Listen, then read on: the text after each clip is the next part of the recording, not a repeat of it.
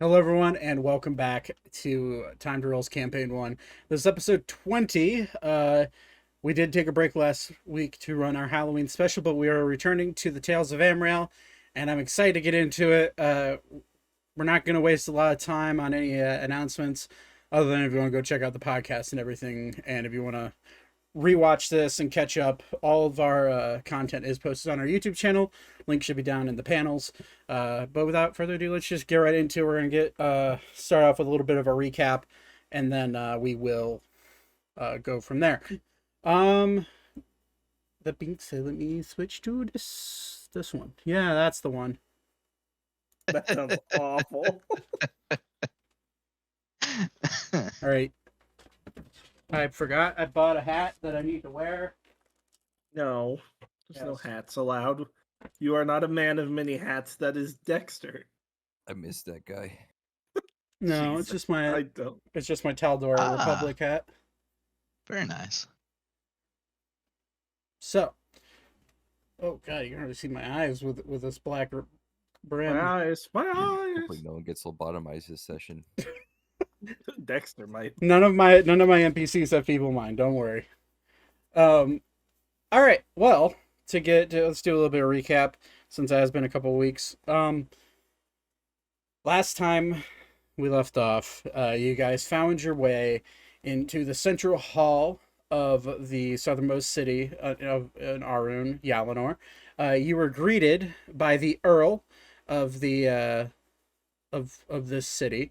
Her name is escaping me currently. Elenia Silver, that's her name. An Owlin woman that showed a level of grace, and you could definitely tell that she was wise and a little bit older in her years, with a little bit of gray popping up in her feathers. She offered you, along with the 30 children you had with you, room and boarding for the night, and she had told you that you should be expecting an airship to be arriving sometime the next morning. But without basically that's where we left off. Now I'm going to ask you guys this question. I asked some of you before the session started. Do you have anything you want to do during the night before you go to bed? Since it's about currently when you're talking with her, it's late afternoon going into the evening. Or we could just you go to your chambers and we could fast forward to the morning. It's up to you.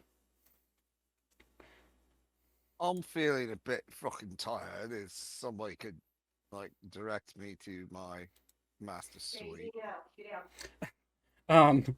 Use the same guard that helped you up the lift. Says right away, madam, I will take them to their quarters. And he guides you, and you go down, and you're looking, and uh, this hall is made of like intricate twisting wood. Some of it's painted, or it could be inlaid with gems that are bright white pearl with gold inlets. You see, like, you kind of peek in as you're going down the hallway that's around the side of this great grand hall, and like you see High or this low, Zach? low. Look at well, these are really pretty gems. I wonder if they come out. Fuck it. Roll. I'm gonna say roll an investigation check with disadvantage. Disadvantage. Investigations. Wow, 2 17s. So yeah, you look and you immediately realize these gems are not gems. They're more like slabs of granite with sparkling gems coming out of them. And you go to like touch him, and the guard sees you. He's like, hey, what are you doing?" Just looking, sir. They're pretty. It is very pretty. These gems and the stone has been in this hall for over a millennia. I haven't seen anything this shiny in quite a while. You won't find many things that are this shiny. Well, your head, but that's a different story. All right, sir. It's about time you go to bed. and he escorts all of you to your quarters. Your quarters are pretty quaint. Think of it almost like similar to the infirmary that you spent at Meredith's place, but a little bit more bougie is probably a word to say. You're staying in the home of the Earl of Yalinor, and the kids are escorted off to a what literally looks like an infirmary, and all of you are escorted into the room right next to them. But they're conjoining rooms where there's a door in between. And the beds are fairly sized. Actually, one of them is specifically Ori sized, by the looks of it. And you all lay down for the night to sleep. Thaddeus, Yes? as you lay down to sleep, your head starts to spin. Oh, for fuck's sake. What is going on? And as you go to fall asleep, roll a Constitution check for me. Constitution saving throw? Nope, just a check. 6. Okay. You have a fairly restful night. Although, as you sleep, you do have kind of weird fever-like dreams through the night. Ones that are just weird. You find yourself sometimes back home where you're dreaming where your father actually is happy to see you. You have a dream that shows you and Noetic playing when you're children. And then you also have a dream of you with your group that you're currently in, but all of them seem to have swapped personalities, where Ori is acting like a gentleman and is very kind to everyone. Alara's acting like a grown-up. Aiko's very talkative and is concerned about your well-being. Beep is speaking in full sentences for some reason. Zane is kind of a bit more of an asshole than you're used to. Vaten is not talking in the third person. And Elka is, instead of wearing battle armor, is wearing a dress for some reason. And as you have these dreams, it goes through your rest, and it happens throughout the night, and now you wake up. Thaddeus, you have a hangover for the rest of the day. You are not feeling well. Okay, so next morning arrives, and the same guard pops his head in and says, "Well, I hope you slept well. Your airship will be here, well, if he's on time, probably in about 4 hours. It's about 8 o'clock in the morning right now. You have 4 hours of free time as long as it is escorted by one of us. If you would like to browse about the shops in town, we could take you down the lifts, or if you would just like to hang out here, you're more than welcome to do so. Breakfast will be presented to you in the main hall in about an hour, but the day is, well, at least the remainder of the next 4 hours, you are free to wander about the halls, but do not enter any restricted rooms. If we find you in those, you won't be happy." Well, I'd really like to go see some of the wares in this country before we leave. That's a smart choice. This one would as well. There's here in Yalimor, you'll recognize that there are quite a few interesting magic shops around town. There's quite a few armories in town. Granted, most citizens aren't armed here, but that's primarily for any trade that comes in and out of Arune. There is quite a few. There's quite a few people who have been granted access over the years, traders, aristocrats, that do come to Arune occasionally, and whenever they're not going to the whenever they aren't going to the capital city up north, they come here because we're one of the only trading ports in this country. So feel free to look around. You will need an armed escort. It will not be me. My duty is to stay here, but I'm sure we'll have somebody take care of you. He said duty.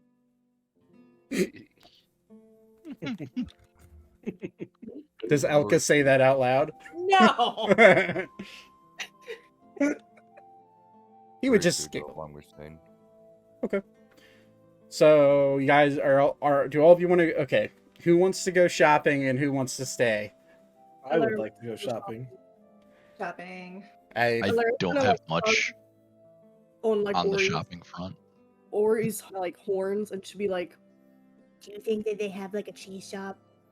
You think they have it? Do they have it? the guard looks guard looks at they may have there may be someone who works with dairy in town.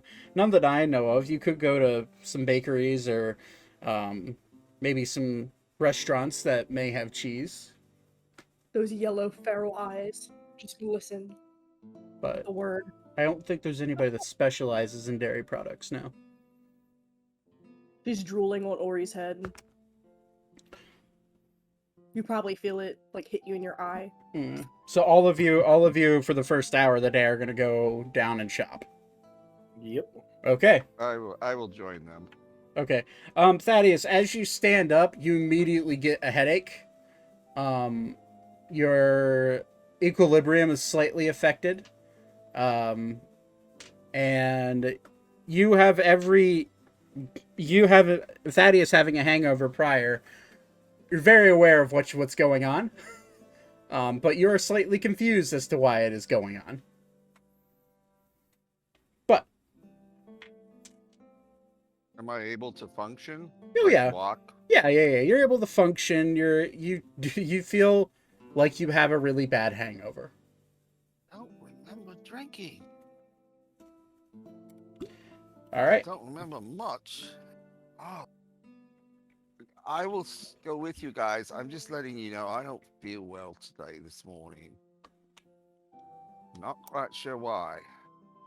You know, Thaddeus? I think you like alcohol as much as I like cheese. But I didn't drink. She's just gonna like look down at Ori like, Whatever you say. Ever since I went into that void thing, I just haven't felt right. I was drinking lots of water. would I be able to like, would this work on a hangover? Like if I casted like Cure Wounds on him? Or is that only for like, You can certainly Actually- try. yeah, I'll try it. Okay. You can cast Cure Wounds on him. Where's my stuff? Hold on.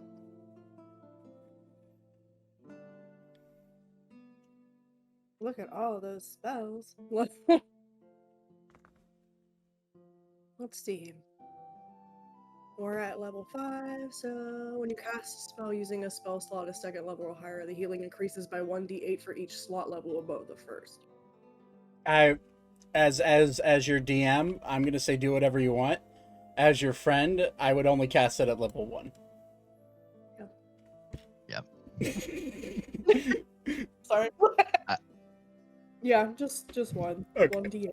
So yeah, Alera like climbs down Ori, and like puts her hand on Thaddeus's shoulder and taps him once, and you see her hand glow. Thaddeus, you've been healed before by Alera, and you felt the effects of that. You feel the warmth come over your body. However, you feel that, but the only thing that goes away from your hangover effect is your headache.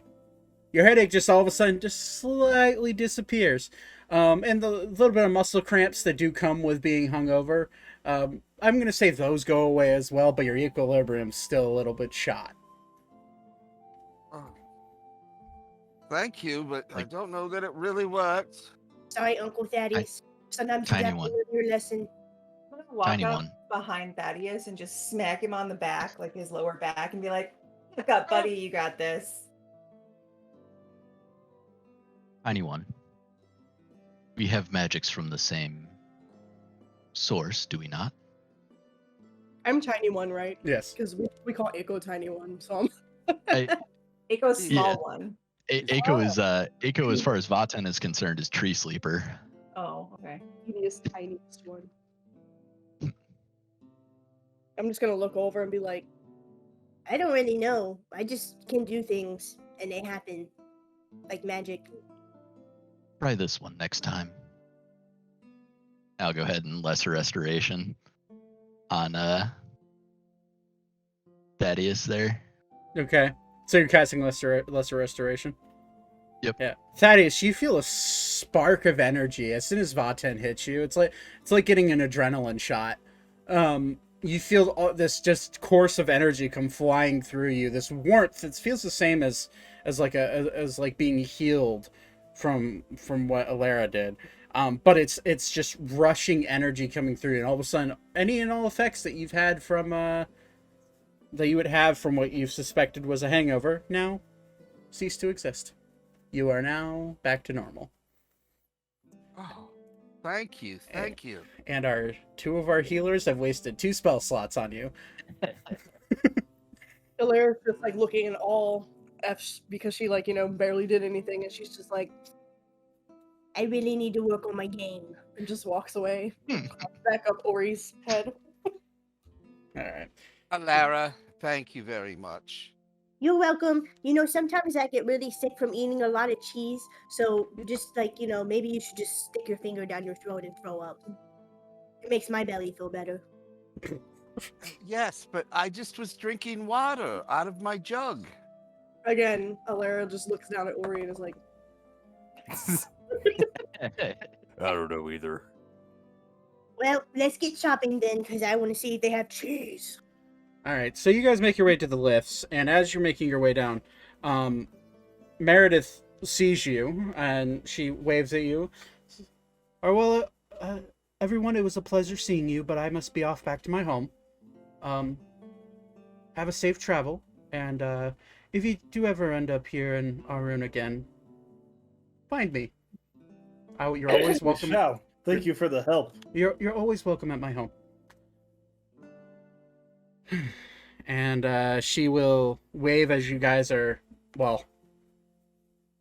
take your turns going down the lifts, because only one lift can. Nobody other than Alara can, and maybe Aiko can be with Ori as he goes down this lift. Do not put me with Ori. Okay, He's so a traitor. Ori and Alara go down first. And then as you guys funnel your way back down, you find yourself in the middle, and you find yourself being surrounded by 2 Owlin guards, both with short swords, and one having like this maroon type, almost brown fur, or not fur, but feathers, with a white face, and then another one having gray feathers, looking a little bit older. But they both nod to you, and they just kind of basically point wherever, like kind of like open up their hand, just gesture wherever you want to go, we'll follow. So is there anything in particular you guys are looking for? I would like to go to an armor smith. An armor smith. Okay. We'll use Zane's, unless you guys split the party, which you can if you want. In that case, you can only be split into 2 groups because you have 2 guards. It's a full armed escort throughout the city with you guys. I'd like to go there in a magic shop. Okay. I think it's self-explanatory what Alara is looking for. Yes. So I'm gonna say you guys go together, and the 2 guards do follow. I'm gonna drag this guard over just because, for the sake of it. And you guys do make your way. So the first stop would be the magic shop, and it'll be this building right here to your left. So it takes you about 10-ish minutes to walk to it from the circle, but you do make your way in there, and as soon as you walk in, there is a very unique fungus, like decaying fungus smell, wafting through the air as you step in. This does not smell like cheese. It is. Some cheese smells like this. Blue cheese. It's a little stinky, but not this. It is very unpleasant. So, you walk in to the center, and it's like a shopping plaza, almost like a strip mall in real life, where you have there's stalls all around, but then there's bigger stores that have people coming in and out, and you see like the population for Yalinor is primarily Owlin, with a few satyr people, deer people walking around, and you do see the occasional small fairy flying around doing their thing. And you look around and you guys are sticking out like sore thumbs here. Specifically Ori and Zane, with your lineage and all. And Vaten, and you get the sense that you with a little bit of people skills and a little bit of time, you feel like you could fit in here, because you get the sense that there's a lot of strange people here. And you do feel that you could maybe be at home here. But, okay, you're just kind of like, staying to yourself. You do know some of the laws of Arune, and you do know that a lot of Harengon people do not venture far south most of the time. But you guys walk through, and you do see a sign that says Agatha's Magic Shop. Sitting right there. So if you guys want to enter there, you can. I'll walk in. I'll go in. I will turn to the guards first. Mhm. And, beg pardon, I have parts of fallen foes, creatures, I wish to sell to someone. Is this the place to do it? The older looking Allen guard will say, well, yeah, Agatha might buy it. She's a bit of a strange one, and she does enjoy, oddities. So, parts of creatures and other things aren't too uncommon for her. So you could always try. She may tell you no, though. She is a bit odd. And as you guys, as he's telling you this, you see this very tiny, like pint-sized, probably Aiko-sized Owlin woman come running out as fast as you're. It takes you by surprise, and she just looks at you wide-eyed. She's wearing these like giant brimmed glasses, and she's just like, oh, customers. Okay, and she looks, oh, you're strange. And she looks right at Ori. Come in, let's go. And they usher you in. And as you step into this hut, what looks like a hut, you immediately get the sense that the smell of rotting fungus is coming from here. And it is overpowering the second you walk in. And she's, oh, so, what can I do for you? This one wishes. Is there something rotting in here? Oh, yes, these are my babies. And she points down. You see these really rotten looking, decaying mushrooms, like holes in them, and she has them like planted in this weird purple soil that's sitting on like her front like desk. She's like, well, these are my babies. They're medicinal. You want to try one? You ever think about letting them have a drink of water? I mean, look at them. Her eyes get wide. She looks at you, Ilera. Who are you? I've never seen a creature like you before. I'm just like dangling my legs off by the side of like Ori's head, and I'm like, well, I'm Ilera, and I'm pretty much an orphan. And this, and she pats Ori's head. This is my best friend, Ori. Wow, what a duo. Well, that's great. Would you like to try a mushroom? And she holds out a really decrepit-looking mushroom to you, Ilera. Ori is immediately going to say, Yes, I'll do it. and she just Or he holds covers his mouth. And she hands you the mushroom. Go ahead and mark down mysterious mushroom in your inventory. The Mario mushroom. It's gonna make me grow. Giant. Only one way to find out. See what it does. Ba-dum. All of a sudden, Alara starts shooting fireballs out of her hand. Just dies. No. Good. Does anybody else want to try one? These are my new specialty. These are my babies. No, thank you. Okay. Uh, Okay. Actually, wait, that's they're fine. mushrooms, no. right? That might be something I do want. I'll try one. Here. I'm always up for a new food. With your enhanced smelling and hearing, it's almost makes you pass out. It's that rancid. It's bad. This will come in handy. I can throw it at someone and run away. Very good. Very good. Well, is there anything else I could help you with? Obviously, you came in here with some armed guards. Do you know anybody who sells cheese around here? I'm kind of hungry. Cheese. I have some cheese in the back now, but that's mine. You guys can hear me. I need to reboot. Okay. What mushroom was this? Rancid? Mysterious mushroom. Rancid. I heard an R word. I'm like struggling to add this to my thing. If you have a hard time, I can do it for you later. I'm not proficient in Because- one. Because Nope. I'm not convinced that you guys aren't gonna try these before the day's end. So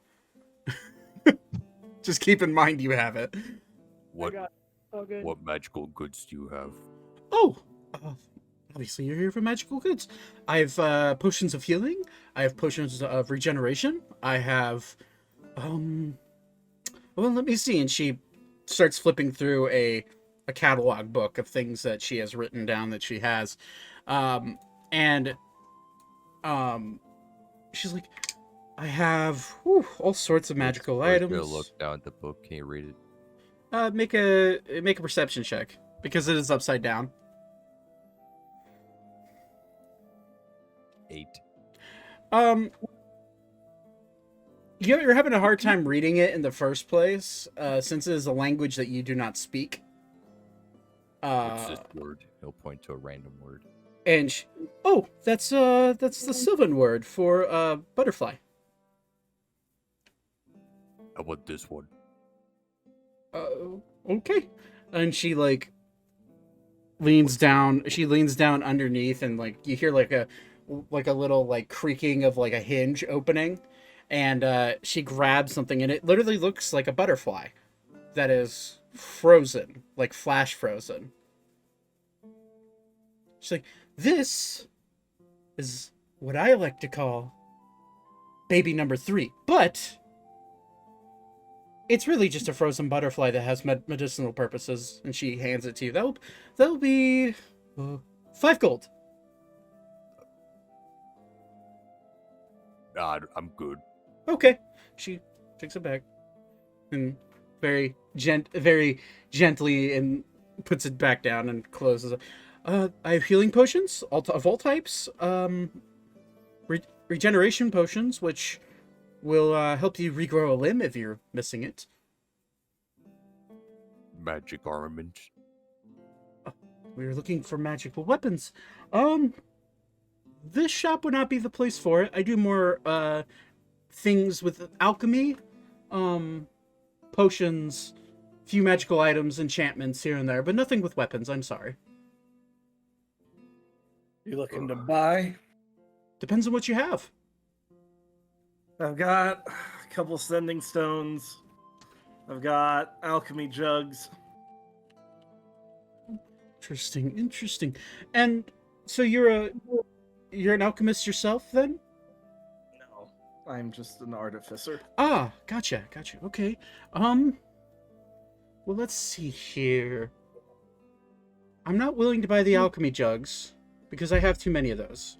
Sending stones, on the other hand, I also have a rope of climbing. I can make those easily. So I'm unfortunately going to pass on that one. How about this? And he Pulls out a devil arm and a devil head. I'll also pull out the wyvern claws. I start dumping my various creature Dumps a parts bunch of on the body table. parts I'd like on to the find table. someone later to help me turn these devil horns into something for LR. So she gets a little bit overwhelmed at first. One thing at a time, please. And she looks at you saying,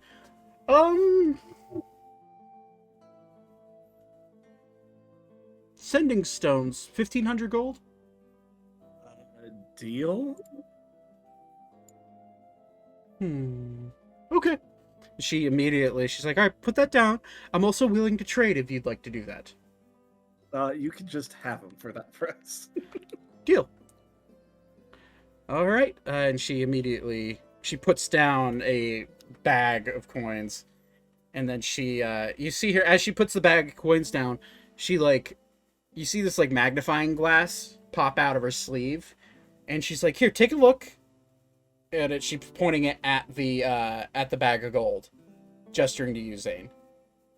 Okay, I'll take a look. As you look through it, you immediately see what you recognize as the identify spell that is enchanted into this magnifying glass. And as it looks down, it says right in the magnifying glass, 1,500 gold.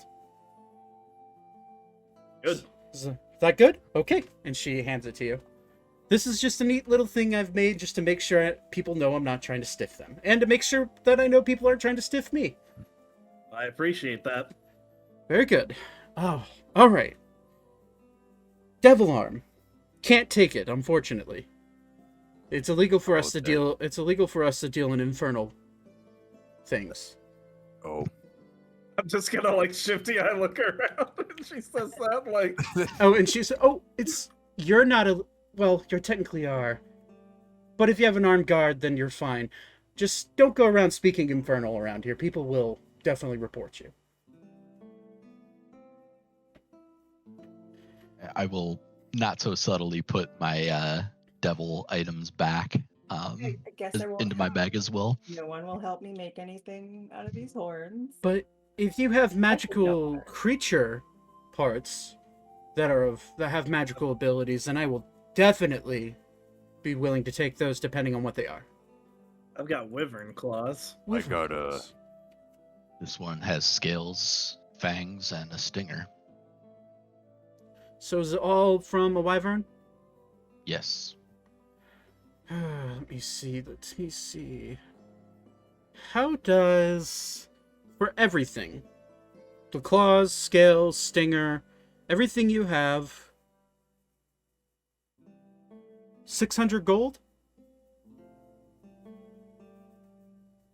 How would we split that? Because I have 7 claws. Oh, sorry. Each claw would be worth around 10 gold. The scales are worth more. And the stinger's worth a lot. This one has 15 scales, 1 stinger, and 2 fangs. Okay, let me see.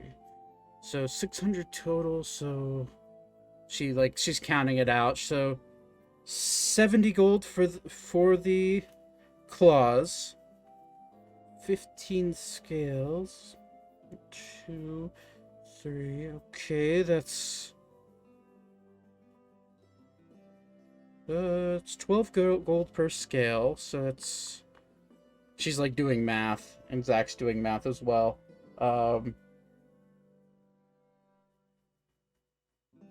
That's it's 180 gold for the scales. And then the stinger, that's worth about 250 gold. And then the 2 fangs are worth about 10 gold apiece. Yeah, 600 gold is about right. So for Zane, mark 70 gold on yours, and then for Vaten, mark 530.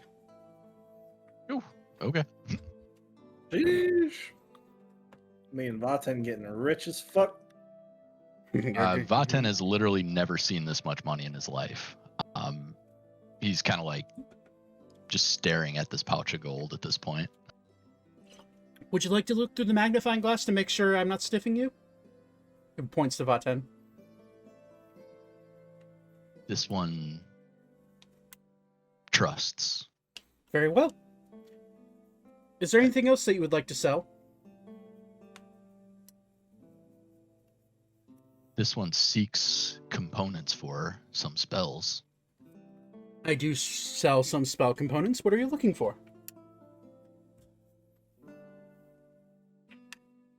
I'll go out of character for this.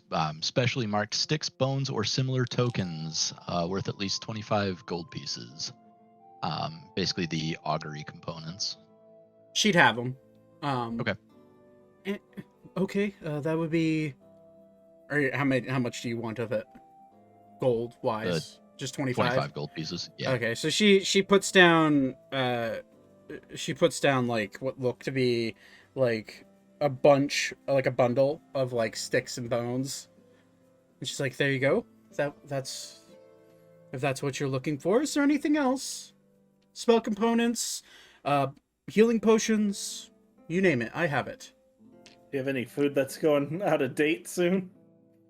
I know it's an odd request, but I'm willing to take it off your hands for free. I can't say that I do. And then she looks down at one of the mushrooms. Would this count? Is it actually rotten food? You can eat it, and it's rotten. I will gladly take it. Here you go. Add mysterious mushroom to your inventory. Is there anything else? My lady. Need- Yes, sir. Go ahead, large one. Do you need any fairy parts? What type of fairy parts? I don't know what kind it is. Show It's them. all intact. Show them to me. Give me 1 second. He'll walk out of the store. Wow, Oh, he's no. doing that. Oh no! Uh, I'm going to walk out I- before he gets I- back. hey, Zane, follow me real quick. Oh god. Okay. I will also ask for 300 gold worth of diamonds because I forgot to check that spell because I need that for components as well. Yeah. Yep. So you ask her for diamonds, and she just kind of looks at you. This isn't a jewelry shop. And I understand why you need them, but no, I'm sorry. I don't have that many diamonds on me. Very well. But if you are looking for gems, and she points down the stalls farther, there may be a jeweler down there that has enough diamonds for you. Thank you. Yes, of course. And my lady, I was going to ask before his interesting question. I partake in making poisons for basically self-defense. Okay. Do you have components for something unique and maybe a recipe? Poison. I'm not much of a dealer in poisons. I do have some. Well, and she looks at these wyvern claws. If you had the poison sack for this, I could easily make you some potions of poisoning. But I assume Well, you've probably already used that if you're a tinker with poisons. Yes, I have that. I still have some available to me, but I'm looking for like natural ones. I don't know if your mushrooms I don't have any. know. The mushrooms that I grow are for medicinal purposes, and they don't really have. They're not poisonous or of any type. And then she like starts fumbling through her catalog. And, I do have, pit viper venom. Interesting. It's a really nasty, and she like goes down into the chest that you assume is underneath her front desk, and she opens it up and like she pops out a vial that's literally like maybe 2 inches tall, and it's filled with like this weird like bright like yellowish looking liquid inside of it. And how many uses would one get out of that? Well, seeing that this vial right here is enough to kill 15 men, a lot. And let's say someone was interested in that. Would it kill somebody very large quickly? Just kidding. I jest. It would kill an average human or elf. Probably in 30 minutes or so without an anti-venom. Large people, depending on the size, they may have a higher tolerance for poison. But this poison's generally used for, I guess it's more of a neurotoxin, so once it enters their bloodstream it paralyzes them and then it kills them eventually. And how much would you charge for that vial? Oh, seeing that it is a dangerous item, and you're considered an outsider, although you do have a guard with you. I could get in trouble for selling it to you. But I am royalty. A lot of people say that. Doesn't really matter. It's still The House of deadly. Starling. That means nothing to me. I apologize, my dear.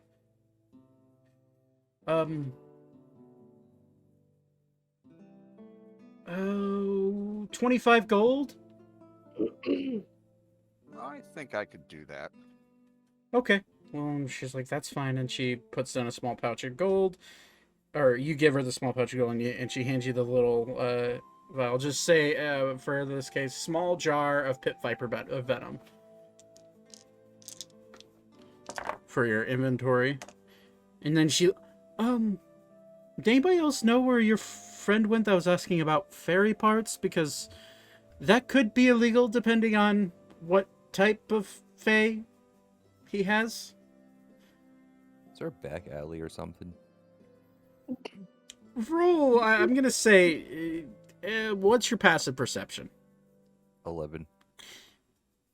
You look around, it's a pretty opened area. Like you could sneak around a building and talk silently, but there is a lot of people around here.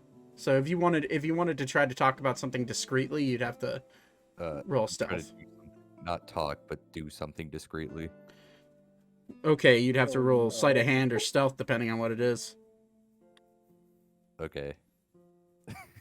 Alright, so Ori still has the sack with the elf prince. I On him. forgot about that That shit. thing's probably Frank. Yeah. Yeah, okay, he's gonna Stay walk home. outside I with should stay Zane. home. I don't want to be associated with this. And he's gonna look at Zane and say, okay. You're gonna hold one end. I'm gonna rip its head off. I really don't like this. Why? Because he was a prince for this Well, country. They're not gonna know. Both of you roll Alright, no. both of you roll a stealth check for me, please. Damn it. With disadvantage, actually, because you are in a large crowd. I rolled a nat 1. Yeah, Can't get any lower than that. bye. I got much better than Ori. What's my modifier on that?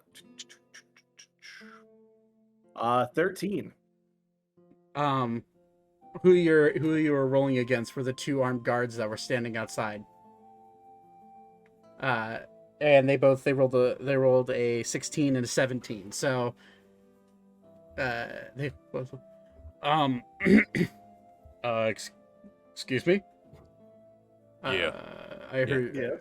I heard you speaking of prints and body parts, and just want to make sure you're all right. Not we're what you fine. think. Is that all you Go said? about your duties. Roll Am I this. still on Corey's head? Yes. I'm gonna look down at the guy and be like, Oh, everything's fine. They were just telling me some cool story about some prince and all this stuff while we just been walking around. Roll either one of you roll deception with advantage, or both of, or all three of you roll deception. I think. And I'm rolling I don't know insight who has against the that. Deception. well, I rolled a dirty 20. So Okay. Let a Laura have it. Good lord. Well, I like this. I'll Or- roll 2. I rolled a 14. okay. 30, 20, 14, Hey, another nat 1. and another nat 1. Well, they rolled 2 15s plus 3, so it's 18 combined. Alara, they kind of look at you. Okay. Ori rolled a nat 1, so it's a critical failure. And they look at you. Now, the Earl has put you in good graces as her guest. If there's anything you need to speak about regarding dead body parts, you might want to speak with her about it. We can have that conversation when we Is get she back, gonna- right? Is she gonna give me money for the body parts? Probably not, Then why would I talk to her about it? because she's the ruler of the city. Well, I can no promise you crimes it's not were what you committed, think. so if there was a crime committed, I would talk to you guys or other of the guards around here. Trust me, it was not us who attacked first on that end. What are you talking? Zay, shut up. Please, I'm handling this. Carry on with your shopping for now. Why would you say that? They don't, the less they know, the better. The Alara, They don't the Alara Dirty 20 is helping you guys right now. Let's just say that. We were in combat. That's all you need to know.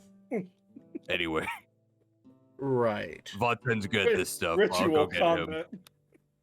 combat. Or he's gonna poke his head through the door. Hey, Vodten, come here, please. I don't think I've ever heard say, please. Helps if I'm helps if I nervous. actually don't mute. Or he's Vaten nervous just 'cause shrugs and walks out. the local law enforcement. Yes, Hey, large one. Hey, walk with me for a sec. The guards are slowly following behind you. Hey, no need. Our I'm going to the bathroom. does not matter. Our duty is to protect you and watch what you're doing. If you're going to the bathroom, we will give you privacy. And the bathroom's that way, opposite of where you're walking. Oh, all right. I've never been here before.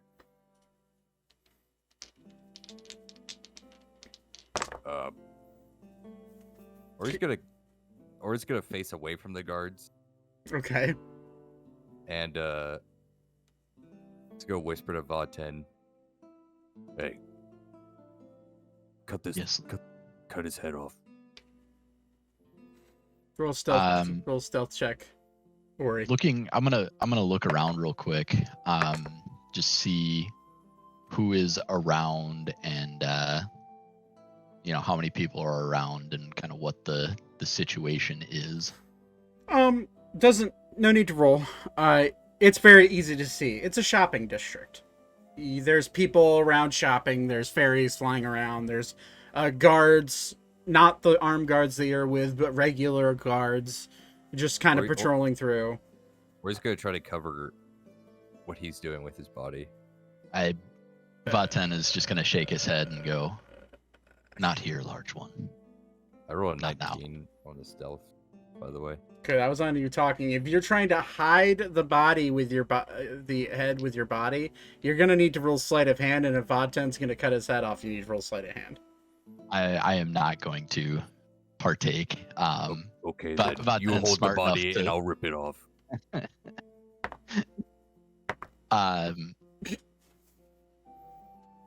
Large one. This will not sell if others see. We should hold it for now. No, no one's looking. If I look around. Is anyone looking? I look around and I point at everybody that is looking at us with my 18 passive perception. The guards, the two armed guards that you have sent, that you've kind of shrugged off a little bit, are both one of them, the old man in particular, is like staring through you, Ori. Then the younger guys is kind of like paying attention. Old guy rolled a nat 20 on his perception. Okay, what if I just tear his face off? It's less blood. One would suggest holding it for now. Okay.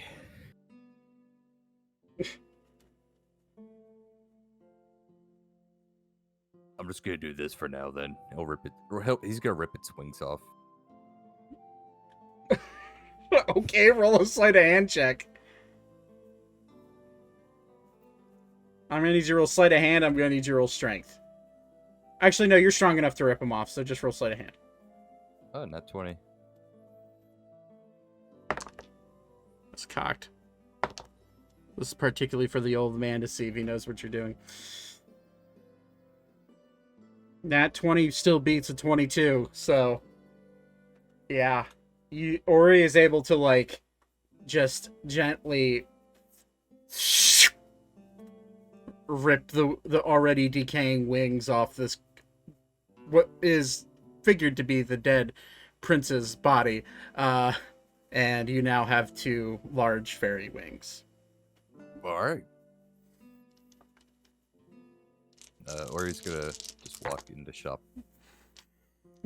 The old guard is just, like, shaking his head, like, why is this my job today? But you walk into the shop. Yeah, he'll pull out the fairy wings and say, will you buy these? Oh, do you mind if I look at them? Well, how much will you give me for them? I can't tell you until I look at them. Okay, fine. And she looks at him and she casts Identify on it. Geez, what's that royal logo that's like imprinted into them? A watermark. She immediately, like, she takes the magnifying glass and looks. Well, unfortunately, I don't believe I can buy these. Why? If I didn't see anything, and she looks out towards the guards. They didn't. No, look at me. Or he's gonna lean forward. Look at me. Don't say a word. Just hand me back the wings, and I'll leave. Roll an intimidation check.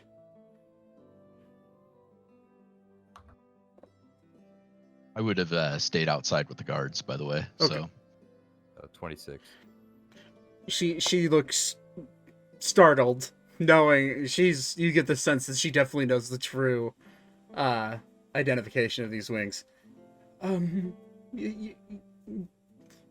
That sounds good. Or he'll take the wings. All right, no problem, ma'am. You have a nice day. You Put the wings back in too. the sack. Oh, okay. And then she looks around to the rest of you that are still standing in there, like, pale, like, you can't tell she's pale white underneath all them feathers, but she's shaken, very visibly shaken. Is there anything else I can do for you? You know what? I'll take a handful of those mushrooms. Okay. 5 gold worth sound. I can do that. And she's like, you'll have to give me a second. She, like, reaches down into what you see as a chest. She's like, this is there's that. There they are. And she brings out another pot of purple soiled, like, very, very rotten looking mushrooms. And she's just, all right, well, 5 gold. She just plucks the 5 mushrooms off of out of the soil and puts them in a little bag and hands them to you. Thank you, milady. Mark down 5 mysterious mushrooms in your bag. I'm gonna walk up to the counter and look at her and say, ma'am, do you take credit, and do you accept credit from noble families? If you are part of a noble house, I can send the bill to your household, yes. I'm gonna put down my little coin that shows that I'm a noble and be like, I just need 5 healing potions. What variety? We have regular, we have superior, we have all sorts. I'll take 5 regular, and I'll actually take 3 superior. Okay, that will be and she starts doing the math in her head. So 5 regulars, so that's 250 gold. Then you said 3 superiors? Yes. That's going to be... How much are superior potions? I think they're 250. Healing potions, 5e cost. That This will... is the best thing I've ever thought of. I'm letting you do it. I'm not even, like, questioning shit right now. That's, that will be, 1,500 gold for the 3 superior, and 250 for the, for the commons. Is there anything else, Miss Burning Heart? Royal family privilege. Make sure it gets royal, billed just noble. specifically to Noble Elkis. family privilege. Does anyone else need anything while we're here? I cannot believe you're using and abusing this coin. We're going on a shopping spree, my loves. Oh, no. Your dad's I gonna might be need pissed. something from another store. Daddy can suck a dick. Your dad's gonna be Just like so my uncle angry. Check I just W. want my cheese. Daddy's credit card. This is literally what it is right now, yeah. Well, tell Daddy I want some cheese. We'll Because I find you know. some cheese. I think that's all. Thank you so much. My pleasure. Is there, should I just send this bill to the head of the house, or should I send it to anyone in particular? Elkis specifically would be the best person to send it to. Elkis, or Archer, Elkis's husband, of course, who is part of the family. So Elkis Burning Heart probably is the best one to send that to. She's writing it down in Sylvan. It's a binding contract. It's a magically binding contract with magical ink. She's 5 regular healing potions and 3 superior, for a total of 1,750 gold pieces. Signed, curator of the store, Agatha Aliaster, and then the buyer, Elkis Burning Heart. Procured by... What is your name, miss? Elka Burning Heart. Ilka. Oh, what... Is this your father, or... Uncle, actually. Wow, so your uncle's allowing his niece to spend his money. That's very kind of him. Really is. I was named after him, so I'm of course Okay. his favorite. Since... May I see your coin, please? Of course. And I'll Thank you. slide it back over. And she grabs it and she casts Identify on it with a magnifying. Seems to be in order. Okay. And she places the coin down on the contract and she spins it, and it starts spinning not naturally, magically on the paper. And then it spins as if it's like burrowing its way into the paper, and then it stops and stamps into the paper. And you see like a burned mark coming out of it. And she lifts it up. All right, that should do it. This seals the contract. You know that if Mr. Elkis Burning Heart does not pay within the next month of receiving this contract, he will be subjugated to the Empirical Prison. Okay. Very well. Here's your coin back. And she rolls it up and ties it up with a bow, and she like flips her hand out with it in the air, and you watch the scroll in her hand disappear out of her hand and goes to wherever it needs to go. He works for the royal family. He has money. And we will see the repercussions of that in the next couple of sessions. Alrighty. Listen, he's gonna be happy that he's taking care of me. That I'm staying safe by having a stocked potion thing. Yeah. This is like the college student that stole daddy's credit card and is buying alcohol with it. Like this is what this is. It's not alcohol. We're not doing this for fun. We We should try to find like a drug dealer and Oh my No. god. We already just got drugs. Are you kidding me? All right. So, Aga says, "Is there anything else I could do for you before we leave?" And she hands you the potions, by the way. Thank you. Anybody else? Not at the No, moment. I thank think you. we're well set. Thank you, though. Excellent. You have a wonderful day, and Miss Burningheart, do make sure to contact your uncle and let him know that that this bill is coming. Absolutely. Very good. And she winks at you. I don't know why she's winking at me. Because she rolled a really high insight check. That's why. I mean, I was just gonna like She has a on smirk. that She has a little on smirk that on. note It. on that note that I sent earlier. I'm just gonna like pretend I haven't sent that yet, and Okay. then write a little note like, by the way, thanks for the potions. Hold, Sounds hold good. that note. Sounds good. Thank you for stopping by. Reminder: jewelry shop is down the way, and if you're looking for magical arms, it should just be right across the street. A good 5-minute walk. Where's your armor smith at? Oh, that's the magical armor and armor smith. That is that would be Malcolm's place across the way. He should have everything you need. Oh, good. All right, have a good day.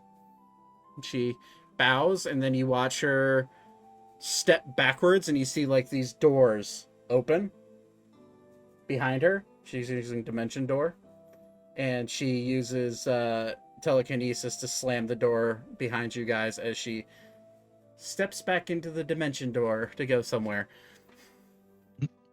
All right, so you guys head to the jewelry shop. We're just going to say, for the sake of time, Vaten, you can procure up to 600 gold worth of diamonds if you would like to do that.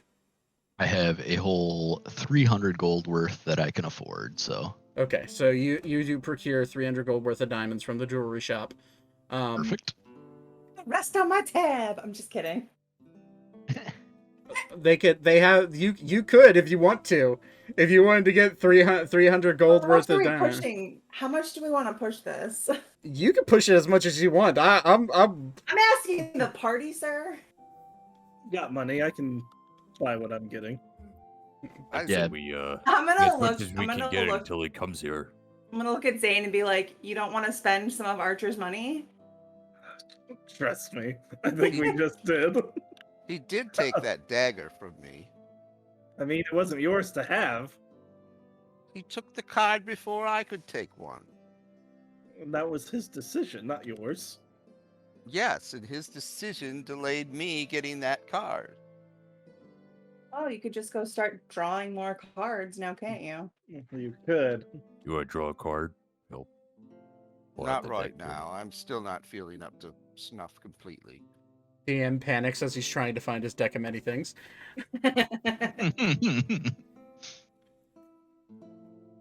Quick, I draw 17 cards. Or he's just gonna keep drawing cards. Are you? Wait, No. what you should do Okay, is okay. get the guards to draw a card and see if they Oh, disappear into the nothing. Hey, Please what's your don't. name? Or which one are you looking at? The old one or the younger one? Younger one. My name's Eric. You want to see a card trick? Absolutely, I love magic. All right, draw a card. Okay, Oh, Jesus. roll persuasion check. Oh my. Oh, this could be really bad. Or really good. Nat 20. Oh my. Okay. Oh, boy. Okay. No, I'll do it for him. This one. He pulls a card. Interesting. I need to make sure I know what this does. Can I see the card he pulled? Yeah, it looks like it. He picks it up, and it's a picture of a knight in armor. and I need to confirm what this does. I think I know what this does, but I need to confirm.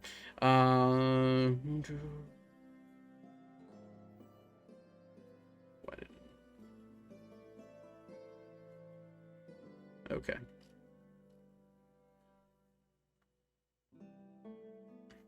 Where am I blank? This is what this does. You see behind him a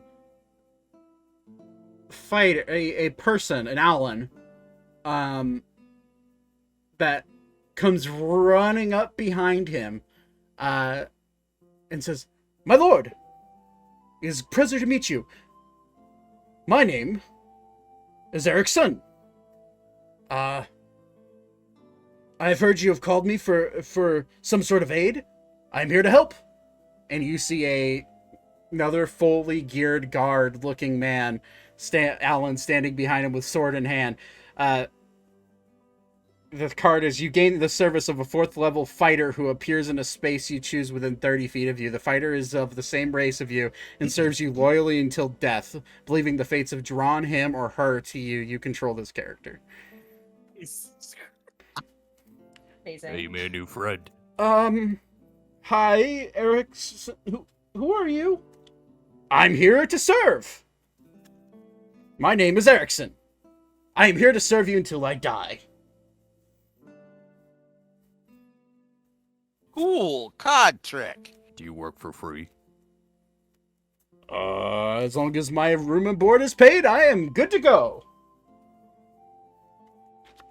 Got you a new employee. Captain, what is going on? And he looks right to the older Al. Hey, what is that deck, perchance? It's a magic trick. Right. I'm a wizard. Make a deception check with disadvantage. He has really high insight, so. That guy was 115. Yeah, 15. Right. Wizard. It's best to keep magic items in places that people who are unwilling, best to keep them away. That guy, the poor guy, was 1 card away from the void card, by the way. Do you want to draw one? No. Move along. Do you want to draw another one, boy? No, I'm good. You sure? Yes. Could get another night. He's a little bit curious. How about it? Roll Could get something cool. Roll a persuasion check with advantage. I'm gonna step in front of Ori and say, I think 1 is enough.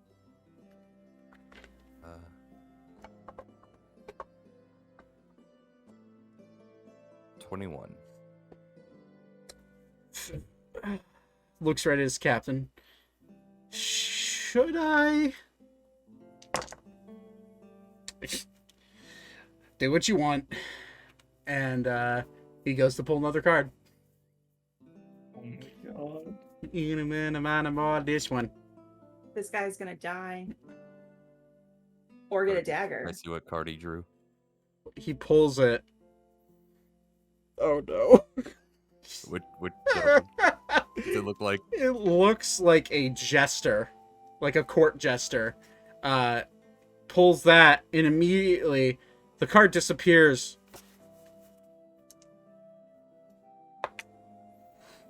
And you see him kind of like blink.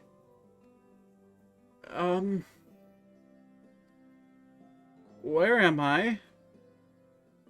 You should not be here, my guy. You should leave. Oh, okay. Captain. What is going? What is? Looks at. Who are you? My name is Erickson. I've told you before. This card, he drew the idiot card. Permanently reduce your intelligence by 1d4 plus 1 to a minimum score of 1. You can draw 1 additional card beyond your declared draws. So he draws again. Not thinking. Oh. That's a good card. Oh no! Ori, you immediately see the same moon card that you drew. And Hey, I drew that one. what is this? And he looks at, boy, I wish I could understand what's going on. And then all of a sudden his brain, he blinks his eyes really fast. He's, what's happening? Oh, yeah, I shouldn't draw any more of those cards. He gets, Why? I just think it's not a good idea. And he, Erickson, good to see you. Follow me. We have a job to do. Do you put away the deck of many things? Yeah. Okay. Cannot believe I rolled the fucking deck of many things. But here we are. It's part of the campaign now. Ready to ruin your guys' time. Or yours. Yeah, if you guys get sent into the void, I'm gonna be a little angry. Because I have You're gonna be nothing. like, well, time to re-roll your characters. If the void has cheese, I'm diving in. No, it'd immediately be the next thing you guys do is drop everything you're doing and go try to find your friend in the void somewhere.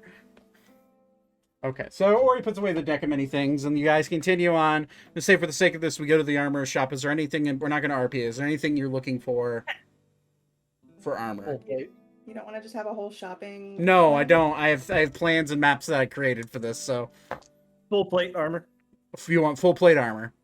Yep. Okay. Let me go for... Best armor. What's it?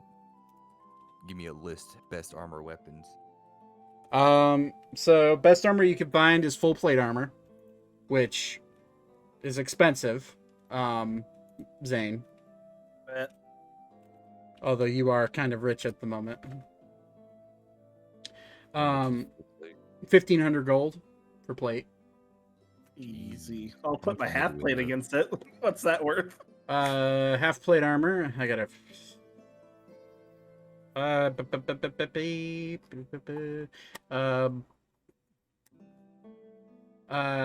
You get the curator says, your armor's looking kind of dinged up. Okay, Fine. Well, it is used. 700 gold off of that. So it'd be 800 gold for the full plate. Deal. That would be the best armor they have, Ori. But you are a fighter, so you could wear it. However, What weapons are there? whatever weapons or armor. Like magic, any magic weapons. Oh, there's a few enchanted, like short swords and rapiers, and like a few hand axes that are enchanted. Nothing martial or great swords or anything like that. You get the curator would say something along the lines of you would have to special order something larger, and it would take time. How much gold do we have? I have a lot. How much is a lot? Is it enough to bump me for the plate mail? Or full plate? Not that much anymore. How much do you have, Ori? I only have 50 gold. Yeah. I'm gonna say that's a little bit out of your price range for right now. You take body parts? No. How much is chainmail's like fucking 50 gold. cheap? Yeah. You only have leather armor right now, right?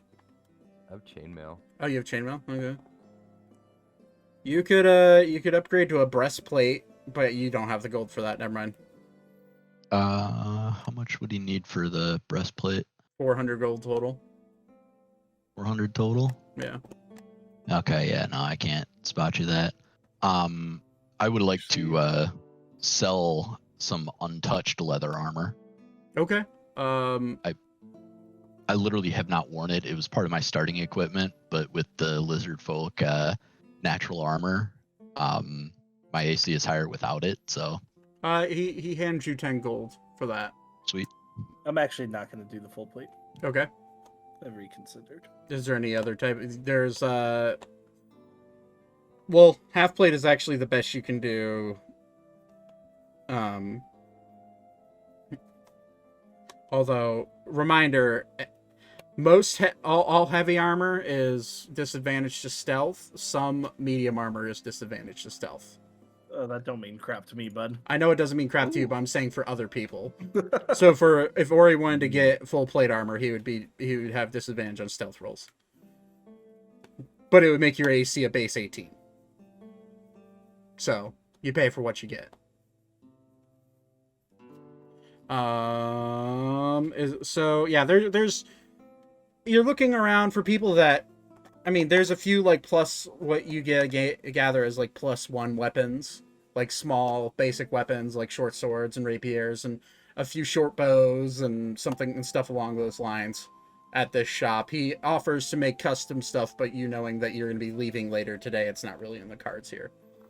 Do you have anything like this? Oh, sorry, we're not role playing. Yeah, you can roleplay. It's fine. I don't care. He'll say that and hold out his glaive. That's a martial weapon, much larger. Given the materials that I have, it'd take me about 3 weeks to make and enchant to the point that you have it enchanted. Shame. I don't think we'll be around here that long. And I apologize, and it looks at most things, unless it was a basic enchantment, most things are going to take over a week here. Unfortunately, we are backlogged. Yeah, I lost my my other weapon I hold with my other hand, so I need a replacement. And he digs around. He's like, I got a battle axe. It's the only fairly big weapon I have. That's okay. If there is a shield that fits the druid requirements of not being fully metal, I would like to pick that up. Oh yeah, there's definitely a just a straight wooden shield. Multiple of those.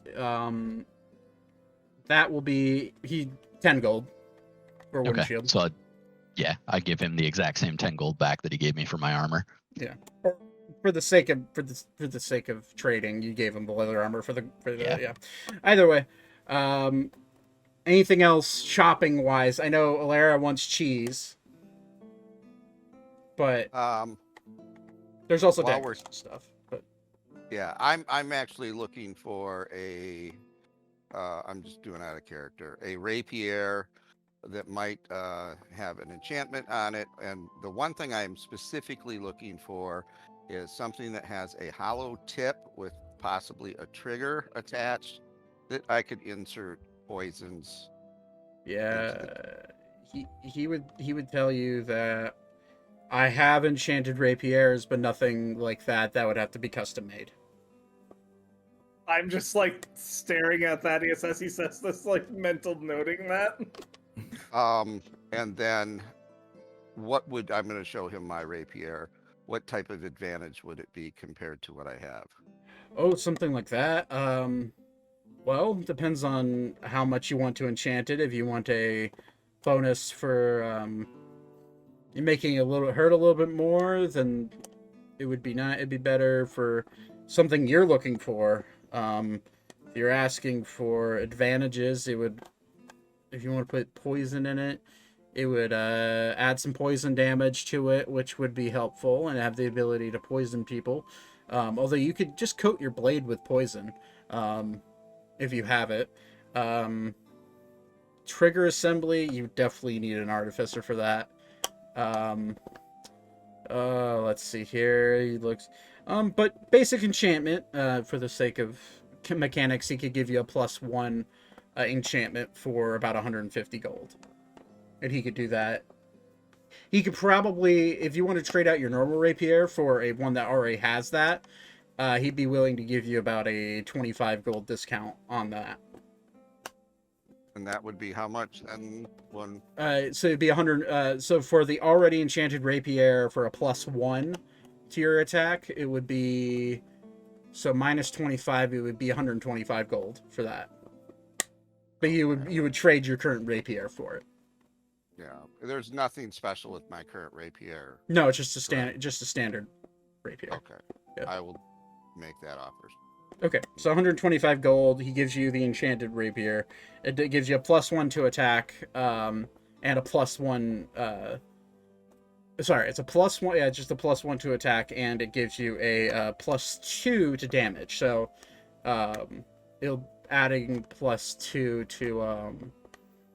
to the already dexterity score. So it'd be, I think it's +4 right now. So it'd be a +6 on a hit. So it'd be 1d8 +6 instead of +4. I'll take care of it for you if you don't know what you're doing. Okay. Yeah. But okay. I'm gonna say for the sake of time, Alara, you guys go around. You find a restaurant. They have cheese. Alara, mark 5 silver off your character sheet. Can I take some food to go? I do not want to eat it. I want it to rot. Yeah. For a meal, it's 3 silver. I don't know. You make it no. Yeah, you say you're looking for like rotting food, right? Yeah. Okay. I will hand you 6 perch-like fish, and say, give these some time. It's been since you've caught those. That was It's from been a while. that's from the original journey to Keister. Yeah. So they're probably pretty rank. That's like it's been about 10 days since that's happened. They're That's where the smells come from. rotten. They're rotten. They're I'm already, just gonna they're already stick rotten. those in the Smelly bag of group. holding. Yeah. Thank you. They're That helps a lot. absolutely already rotten. It's juice. Zach. Yeah. Can I roll an intelligence check for the card that the younger guard drew earlier to understand what it means? Yes, but with disadvantage, and the DC is going to be really high. Okay.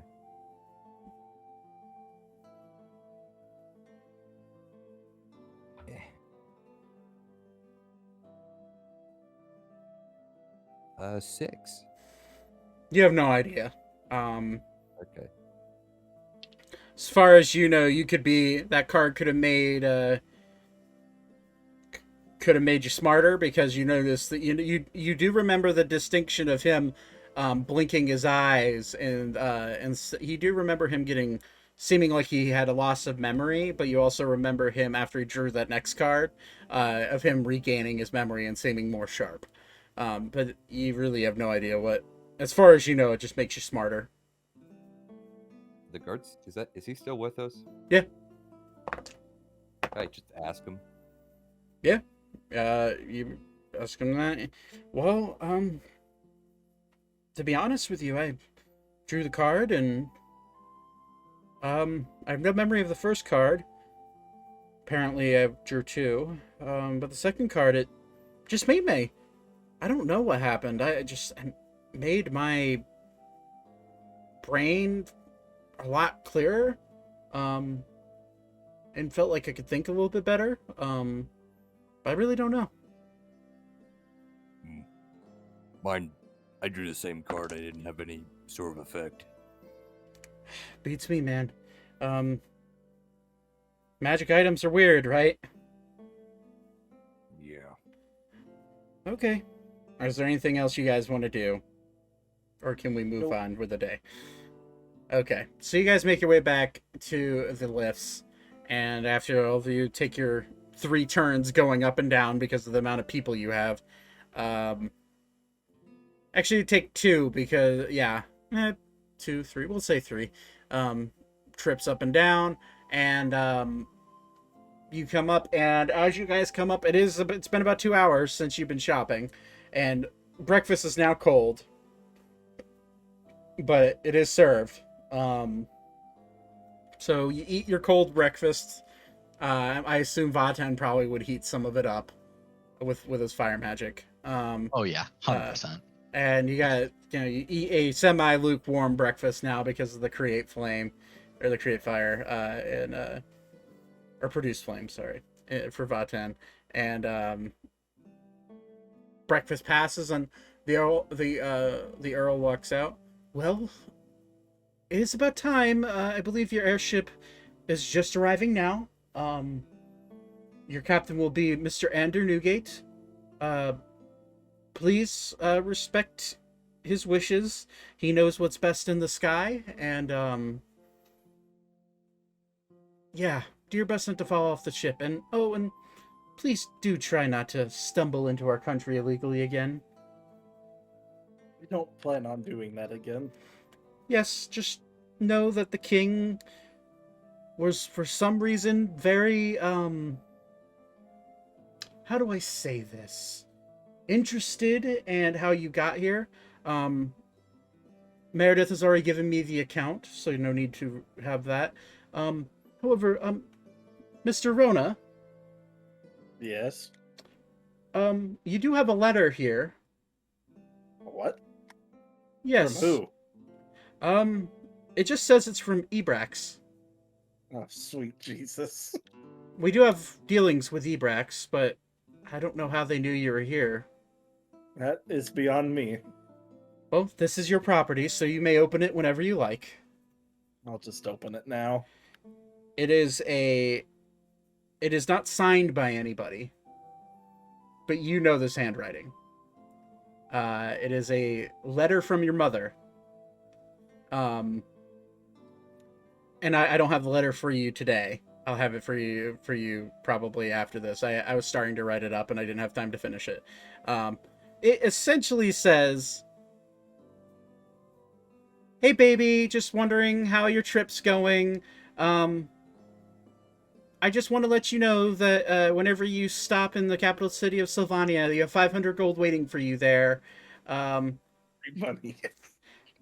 This should help you with your travel expenses. I hope you're doing well. Wow, what a boy. Oh, and if you die, I'll never forgive you." She'll know if I do, because, oh god, wildfire will activate. Yep. Sorry, what? You know, he says nothing. Do you say this out loud? Yes? What are you talking about? Well, What's you that letter? see, this is from my mother. She is worried about me, and she sent me free money when we get back to the capital city of Sylvania. Artemis. My brain blanked on whenever I was talking about that. Yes. When we get back to Artemis, I will have some money waiting for me that I need to pick up. And she doesn't want me to die, and she will know if that happens immediately. That's nice. Well, not quite. You see, you know the gem I use in my armor? Well, it's kind of connected to another gem back in Ebrax to Warforged that I have made, and it won't activate until I kick the bucket. You know, I've never noticed that gem till now. Yeah, it kind of shifts around as I need it to. It's mostly helps keep track of everything I've learned in the world and can pass it on to the Warforged I made. But it's not active at the moment, and I'd rather it stay that way. Neat. That's some cyberpunk shit. Yeah. Clearly out of character, but yeah. Right. Transfer With your characters. cyberpunk. What's that? Sorry, but it's like that one game, like that one horror. When he's like under the water or something. He's You like don't transferring his consciousness into like other robots. you don't know that Artificer Reeves Keanu? Don't you go writing NPCs in my world. Wake the He's a- fuck up, samurai. he now exists. I'm just kidding. Please no.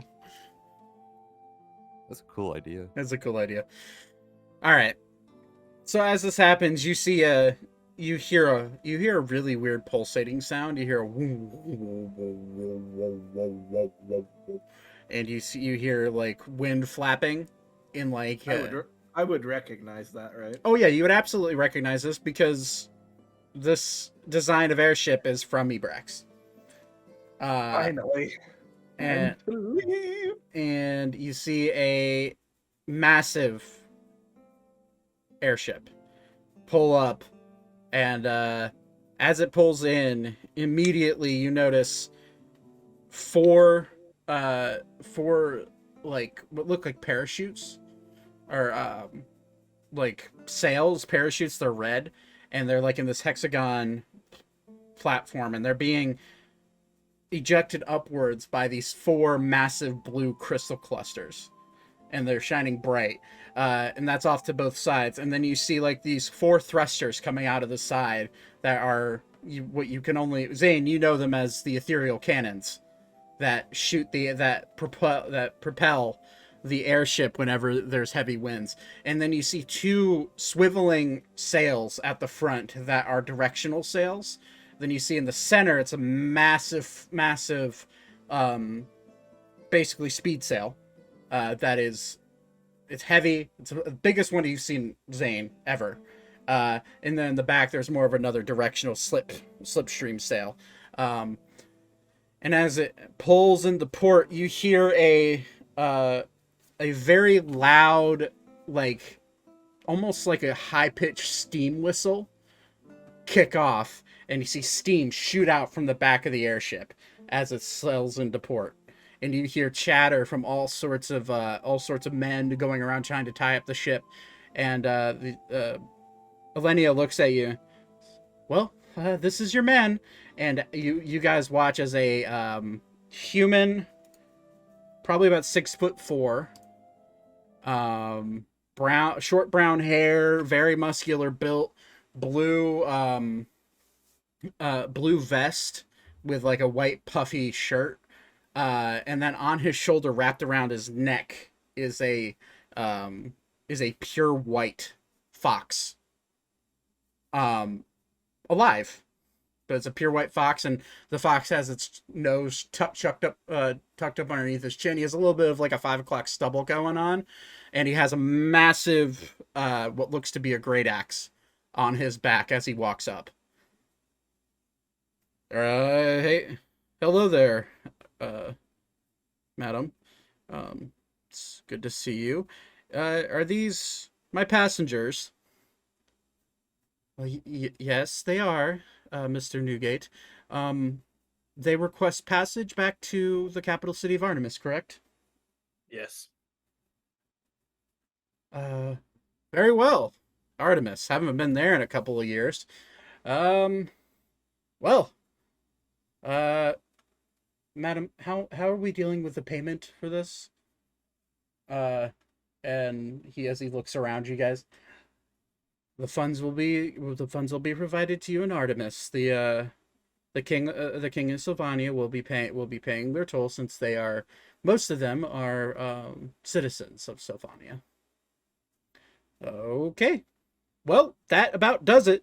All right, everyone, follow me. And he starts briskly walking back towards the dock.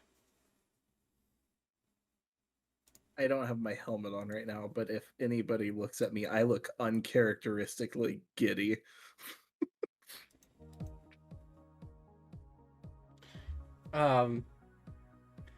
And he walks up, and immediately you hear like this steam sound coming off of this extending platform that comes out of the center of the ship, and it extends out, and it's metal, and it's like a drawbridge, except it's like a telescoping drawbridge.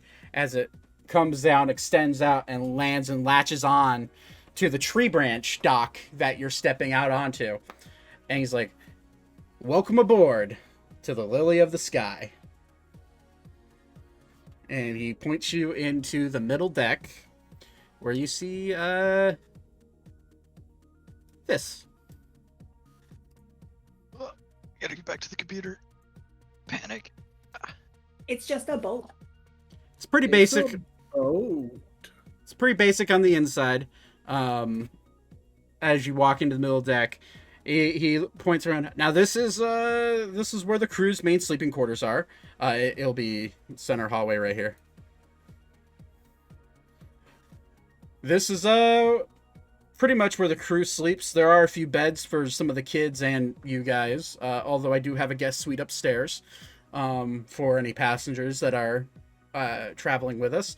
There are a lot of rules for this ship, so we will have that rules briefing with everybody, including all of you kids. And as he looks at, be sure to most of you kids, please be sure to stay under deck during the passage. This is going to take us about 9 days or so to get back to Sylvania. We are flying over currently the Valentian Empire, or what's left of it.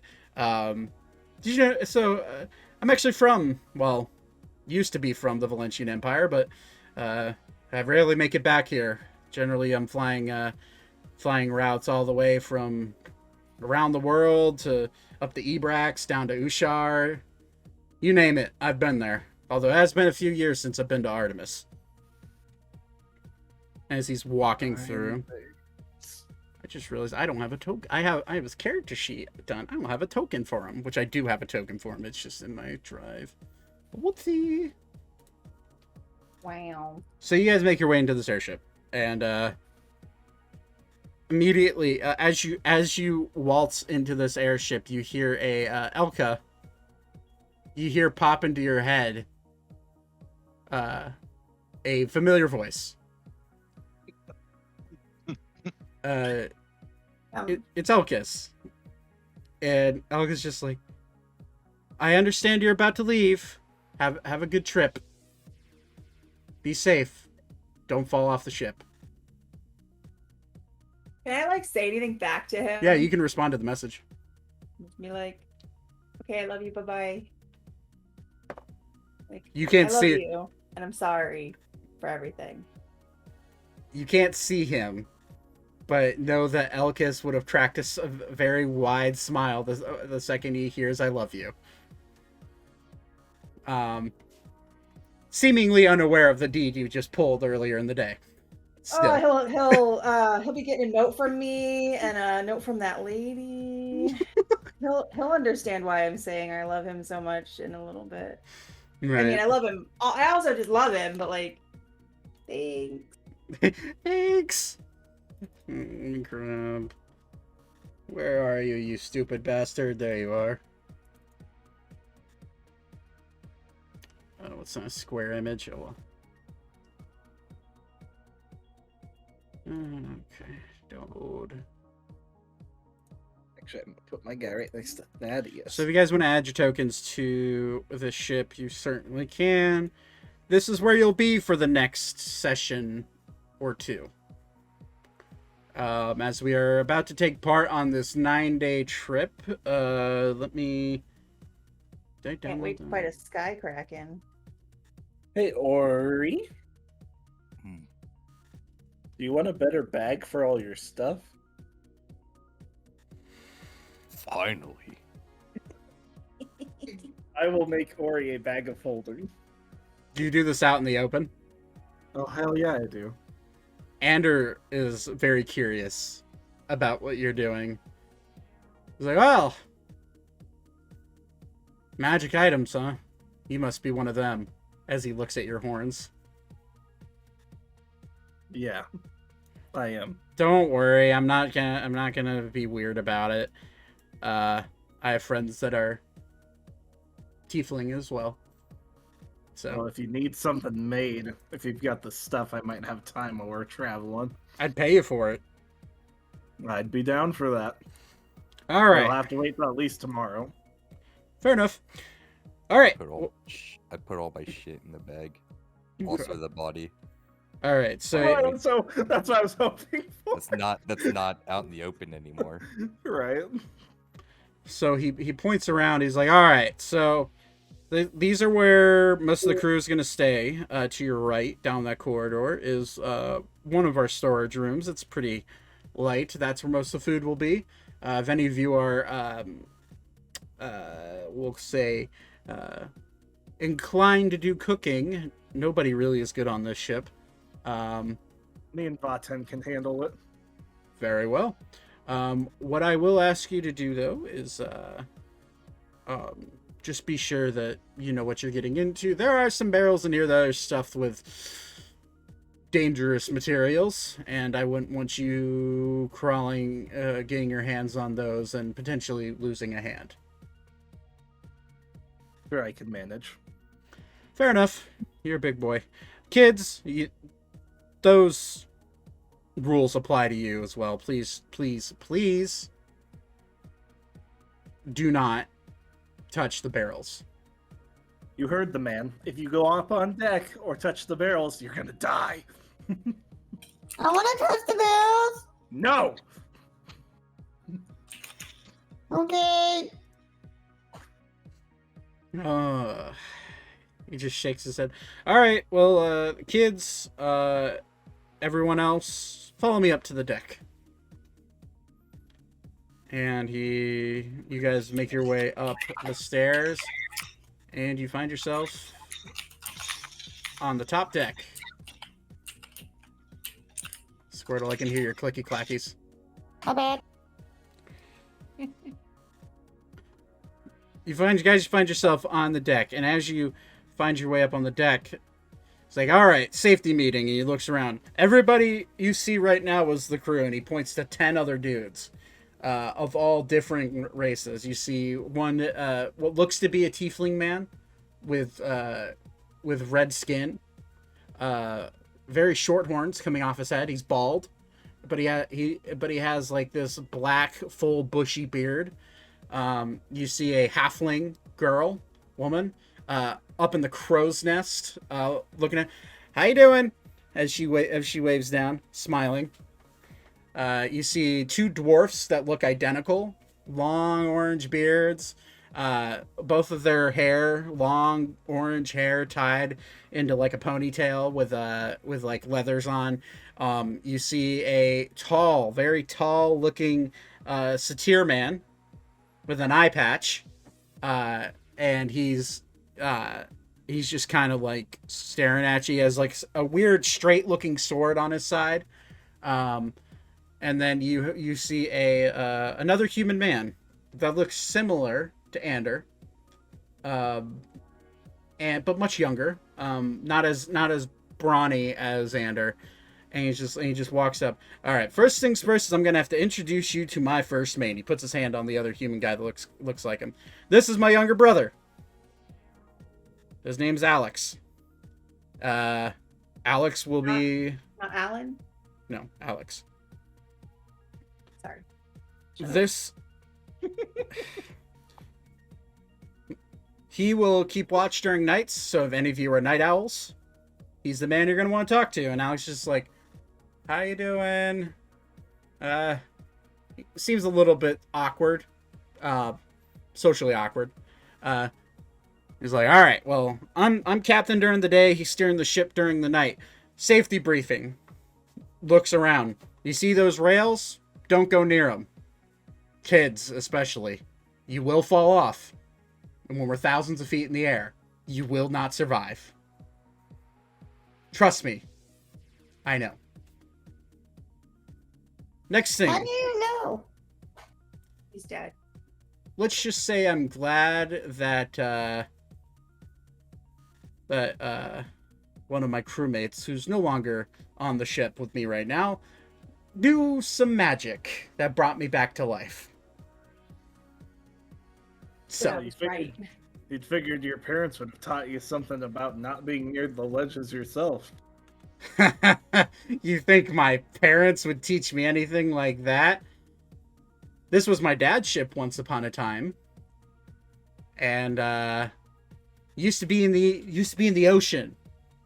One time he got attacked by the sea serpent that almost killed him. Killed one of the guys on board with him. The other time he got attacked by a kraken down south. He does not know anything about safety. So I'm just kind of winging it here. I am acutely aware of that since I was talking to Archer. Oh yeah, you're acutely aware of that, yes. But anyways, stay away from the sides. if the wind gets heavy, go below deck. If you want to brave it up here, make sure you tie yourself to something.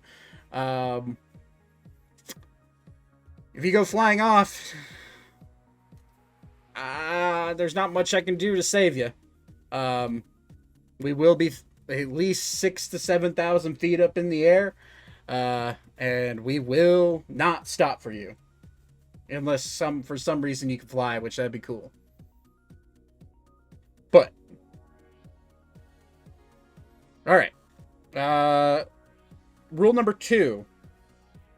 Anything I say goes on my ship. This is my ship. And if you have an issue with that, refer to rule number 1. Number 3. This one does not understand how those rules interact. Very well. I'll tell you. And he's like,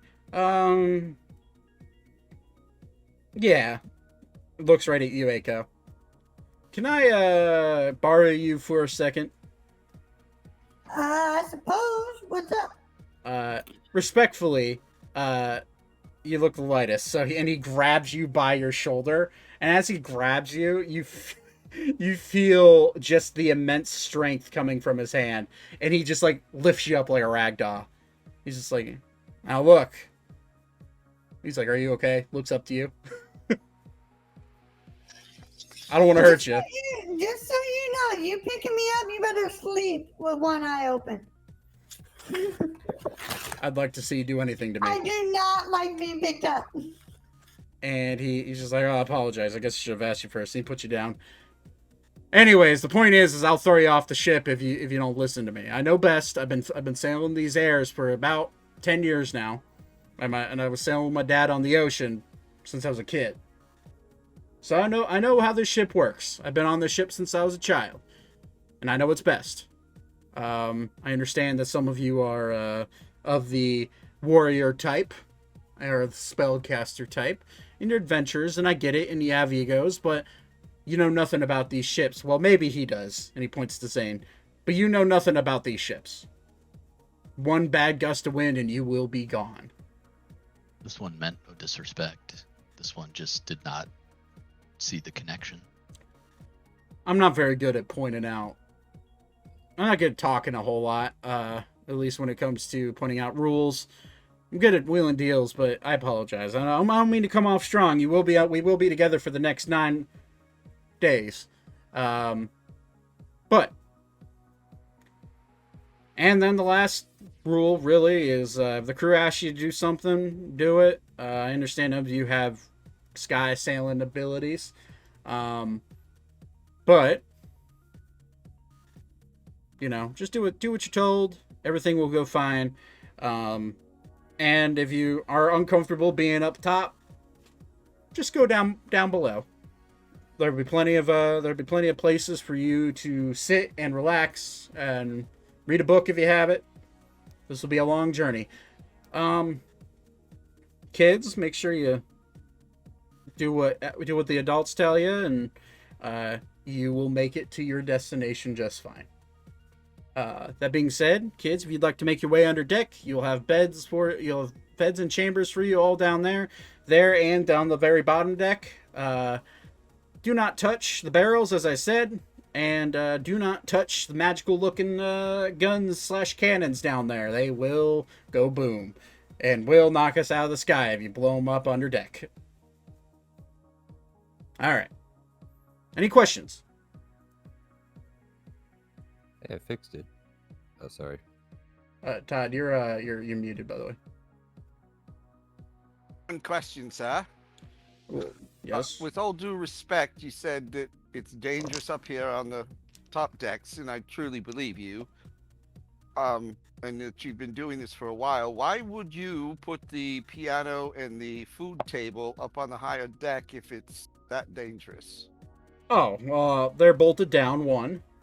And 2, you need certain comforts of life, you know. And we take our risks. We have sent a few chairs flying off the side before, but the table's bolted down, the piano's bolted down. And, well, the chairs aren't, but most time people are sitting in them, so it should be fine. There are ropes all around here that you can tie yourself to, and it'll make sure that you don't follow the chair, but most of the time we tend to, it's a little bit raised in the back, and it's kind of easier to keep things on board. We originally had it in the center, and we lost quite a few chairs, and we were thousands of feet up, and I have no idea where those chairs ended up. So, yeah. You ever hear anybody sitting in them? No. We have a pretty good track record. Only one person has ever fallen off, and that was me. I fell off because we were being attacked by a dragon. But yeah, we're fine. Them dragons. Nasty creatures. Interesting. I mean, not all of them. Well, I'm sure not all of them are. They are sentient, and they do speak. The same way not all humans are bad, I'm sure. Oh, no. Well, most humans are shit, actually. This one agrees. All minotaurs are good. I'm going to respectfully disagree with that one, big guy. Most minotaurs I've met tend to go towards violence. That's not always fun. Name one. And then he, turns around. He's like, I see you've returned back to port. And you see another skyship floating in as this happens. And there's a crew working, but you see this massive minotaur on another skyship come flying in he looks like a captain's hat on. It's like, well, that guy's a good example of it. I like him. He's got a cool hat. He does have a cool hat. He's a bit of an asshole, though. And he's tried to shoot me out of the sky before. He used to be a pirate. Not much anymore. Although, so he says. Anyways, I'm going to say, kids go below deck. If you're an adult, do what you want. Just make sure you're seated when we take off. It is a little bit jumpy. Any other questions before we go? One last question, sir. With all due respect, you don't have any intention of selling us off as slaves at some point, do you? Oh, God, no. I wouldn't get paid if I did that. Well, that happened to me when I was young. Oh, well, I'm sorry to hear that. Slavery is not okay in my mind. I know that it's a practice done by quite a few people in the more wilder regions of Sylvania and up in the deserts of the northern Valencia continent, as well as sometimes they do have some slavery down in the wildlands of Salvax down to the south. But I will never accept a shipment of slaves, and if they do try to approach me for shipping slaves, let's just say that, and he grabs his great axe on his back, let's just say that their lives end pretty quickly. Well, just for the record, the captain that sold me off as a slave had a piano on his ship. Well, that's a weird coincidence. Indeed. Thaddeus, make a history check. Bum, bum, bum. Oh boy. It's the 7 works. It rolled twice. I'll take the 7. You look around. It's not the same ship, even with the 7. Although you are younger and you're more afraid. You get to look around. It is not the same. Is not the same model of ship. It is not. And it's also, you remember because this was such a traumatic event for you. You do remember some good details, even with the 7. That you remember that the ship was much smaller that took you, and the ship that took you at the time was in fact not flying through the air, it was sailing through the water. But Yes, he did said that this was once in the water. right, and as far as you know, this is not the same ship. But all right, and he's like, "Well, for a formal introduction, my name is Captain Newgate. I will be taking care of you for the next 9 days, and if you're ever in need of my services again, I might be available depending on where you need to go." And he points across the deck towards the north of the ship, and where you can see this massive sundial in the middle. He's like, "That door right there is where a majority of the bigger people, where your quarters will be. If you look behind me, which I did not put his token down. There. If you look behind me, these are my quarters. If you ever need me, just knock if I'm not out on the main deck." Any questions? Nope. All right, guys, let's get going. Get this ship into the sky. I'm gonna head under deck. Same. Thaddeus, you should join me. Yes, just looking at the piano. Or he's good kind of lean over the edge looking. Oh, oops. Oops! I'm sorry I bumped you, Ori.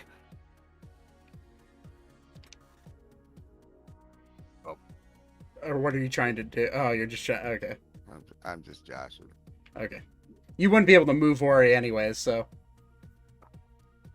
And you hear the captain yell out loud, "All right, guys. Ignotum in Caelo. Let's go."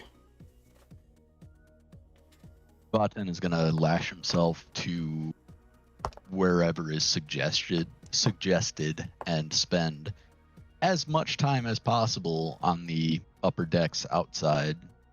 In the air, with the air, yeah. Yeah, like Cool. he has not been very happy recently with the trees into more trees. So he is very, very happy to be out in the open, basically, even if it is quite a bit chillier. Okay. So, as you guys, who's up on deck and who's below deck? I'm below. I'm below deck. I am below. Okay. Ori's below deck, Well- or is he above deck? He's above deck. Where are you with him, or are you going to go below deck? I'll be up top. I'll be on his head. Okay. Okay. So the people up top, you see the crew start to like move and work and pull some ropes, and you see the two front sails flop out, and you see the front sail drop down, and then you see the middle sail slowly start to come down, and then you look around and you see these blue crystal clusters that are out on these like little podiums out to the side of the ship start to just ignite with this really bright blue, like cyan blue color, and you start to feel the ship start to shake. Everyone does, and you hear Captain Newgate yell, "All right, untie us, engage the thrusters, let's go!" And you see him up top, pulling levers up top at the wheel, and you see the ship start to feel the ship just like slowly go weightless, sink down. Like you feel the ship dip down slightly as it's let go of the dock, and then as that happens, you just feel it almost like a plane taking off. You feel like a moment of weightlessness once you're standing, and you have to like hold yourself on the deck just to like keep yourself from kind of like moving up and down, and you feel the ship just slowly start to float up in the air, and you see the two people who are up top. You see the two thrusters on the front immediately point backwards, and you see the back sail start to point to the left, and you just feel the ship start to raise up very, very, very, very slowly, and then it starts to get faster and faster, and you hear Captain Newgate say, "Anybody who's not tied on, better do it now. This is your last chance. You got 5 seconds." Does Ori, Aiko, Elara, I know Vaten's already tied up, but do you guys attempt to tie yourself? All right, so you guys tie yourselves. I'll tie. Yeah, I'll tie myself. Then I'll tie my horns. I'll tie like ropes around my horns and onto Alara. Okay. A little spell. Easy enough. You do that, and as that happens, you feel, all right, hang on to something, and he pushes the lever forward, and you feel yourself rocket up into the sky, taking off. And you guys are now in the air of the of what is I'm gonna say. Actually, I think no one on top of deck would know this. Zane, roll a general intelligence check. Oh, baby. I love that for me. That's really good. That's a 22. You would know that the skies over Arune, and the skies leaving Arune, once you're high up enough, and also in general, the skies above Ammriel are known as one common phrase: Caelo, which is the Elvish word for magical sky. And you, as you feel yourself take off, anybody who's a spellcaster, you immediately feel a feeling of weightlessness in your body, as you're getting these incredibly dense magical particles in the air rushing into your face as you breathe in and out, and you are invigorated by by the pure level of pure like magic power coursing through you. Anybody that's a spellcaster, if you're up on deck, you will have you gain 5 temporary hit points as you fly through the skies.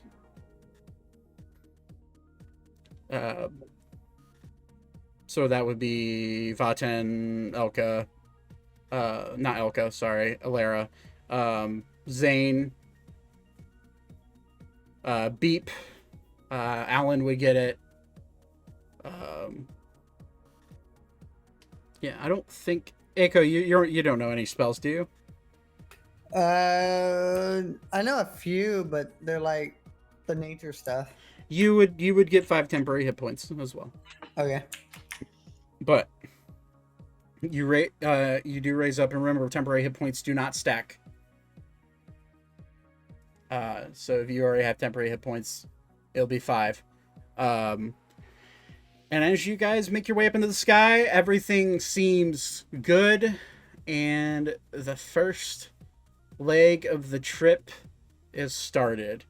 People who are up on deck for the first day, granted the crew is keeping watch through the skies. You hear Captain Newgate yell out and say, "Just a FYI for anybody who's new to this ship and new to flying, there are creatures up here that definitely want these crystals we have on board," as he points to the sides. You also notice that you can hear me really, really well. There is an enchantment over the top deck that allows sound to travel a lot farther than it should. So feel free to talk. I should be able to hear you. Alright. Looks like clear skies are good, and we will be on our way. And you guys take off into the sky. I'm going to want, with one person, to make a general perception check with advantage. Who's up on top of deck? I think that should probably be either Alara or me. Whichever. And I will take it. Whoever would like if to. If Alara does not want it. I'm just gonna chill on Ori's horns because I'm like, what the hell? Fair.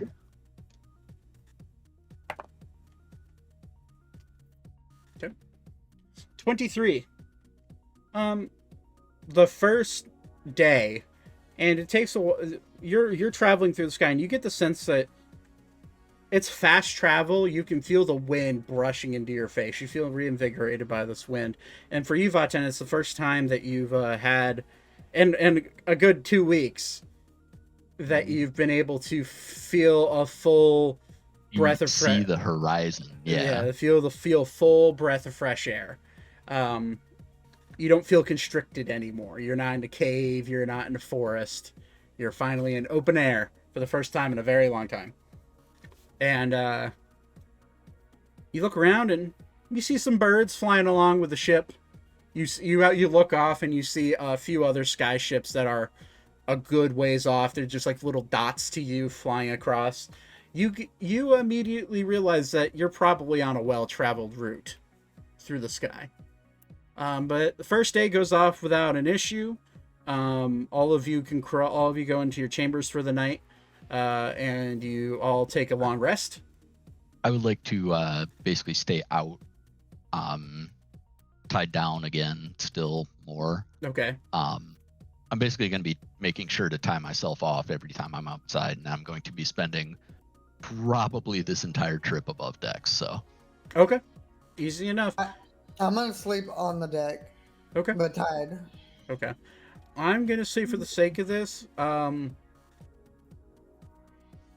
the first night, you guys tie yourselves down. No rough air. You're fine. And everyone gets a long rest. If you've yet to take that, you also had one from the prior night before. So if you're not full HP, mark that.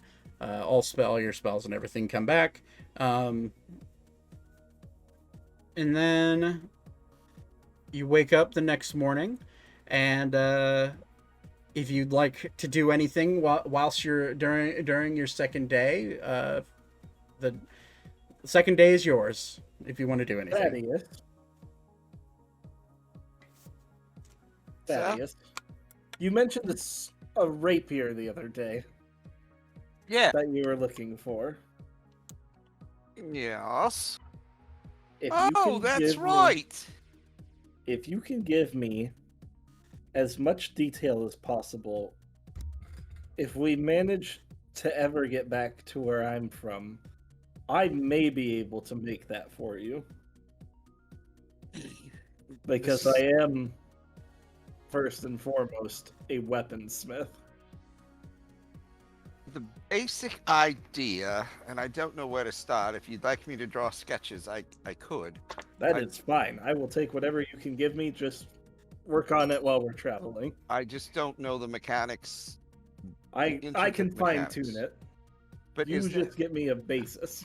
Have a rapier that has a tube inside that I can fill with poison, and as I stab something, I can push a button with my thumb or finger, like a trigger, and while the rapier is penetrated inside of their flesh, I could inject them with a dose of poison. I'll see what I can come up with, but you draw me up whatever you can. Very well. I forgot of your talents. Oh, I haven't gotten to Smith in a while. Can you do something? I don't know if you can do this or not. Can you look at... You made me this alchemy thing. Yes. Actually, you've made me two. The one that I've been drinking water out of, it just doesn't taste like water. And the other night, I had my whole personality change. I was sick the next day. Are you sure you didn't drink the salt water or the wine? I thought I had it set to drink to make water. Fresh or salt? I believe it was fresh. Maybe it's just I don't know what I'm doing with it. But I also have the other one set to make poison. I hope you weren't drinking that one. But you do choose it per day, so just don't screw it up.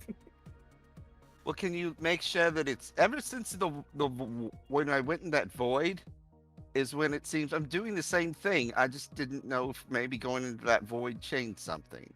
No, it shouldn't have. Would you be willing to just take a look at it? I can, but I cannot innately change it. Well, that's fine. I just want to make sure that if there is something that happened, that it just gets discarded, so I don't repeat what happened the other evening. I mean, if you don't want your alchemy jug, I can take it back. No, I like it. It's wonderful. I just It should be wonderful. I made it out of somebody's dead grandpa's ashes jar. I know. I'm just forgot about saying. Ever since, maybe it is the guilt. I don't know, but I don't think I've done something wrong. But I don't remember purposely drinking alcohol either. And from everything everybody said to me, I was like drunker than hell. It happens. I mean, Alan got pretty tipsy too. You see, Oh, you see, Alan. You're damn right I did. I don't know what the hell was going on there, but all right. Well, maybe it was the void. I don't know. Maybe it was some other higher power. and you see, Alan has now fully walked up. Hey, do you mind if I take a look at that alchemy jar real quick? Certainly. Reach in my bag and pull out both of them. All right. This one that has the red mark on it, that's the one I've been using for poison. Okay. And this one I've been switching between wine and water. Understood. And he opens up the one with the red. Sticks his pinky down in there and sticks it to his tongue. Thaddeus? I think you may have messed up your jars. 'Cause this is definitely wine, as he points to the red one. And he opens up the jar, the one that he'd been drinking out of. Like, tips his finger down in there and puts it to his tongue. Spits it out. That's poison. Absolutely poison. Are you telling me you've been drinking poison for the last 2 days? No wonder you feel like shit. Well, that would explain a few things. Make sure you keep better track of that, because I You should cannot label save you. these. Thaddeus, you haven't changed anything in these jars today? No, not at all. All right. He's like, do I have permission to change them? Just Like, make them right and yeah. tell me what I need to do, because Red equals dead. Changes it to poison. The one that's not supposed to be bad. Do you want water, wine? What do you want in it? You can do any liquid that you want with these things. Don't you dare give him any alcohol right now. let's just do water, please. All right. That I can drink. And he changes the non-marked red one into a water jar. And he's like, hold on. And he pulls something out of his bag of holding that you haven't actually... He's been keeping it hidden from you guys. But he pulls out something out of his bag of holding. And it's a dye. And he, like, immediately takes the cork.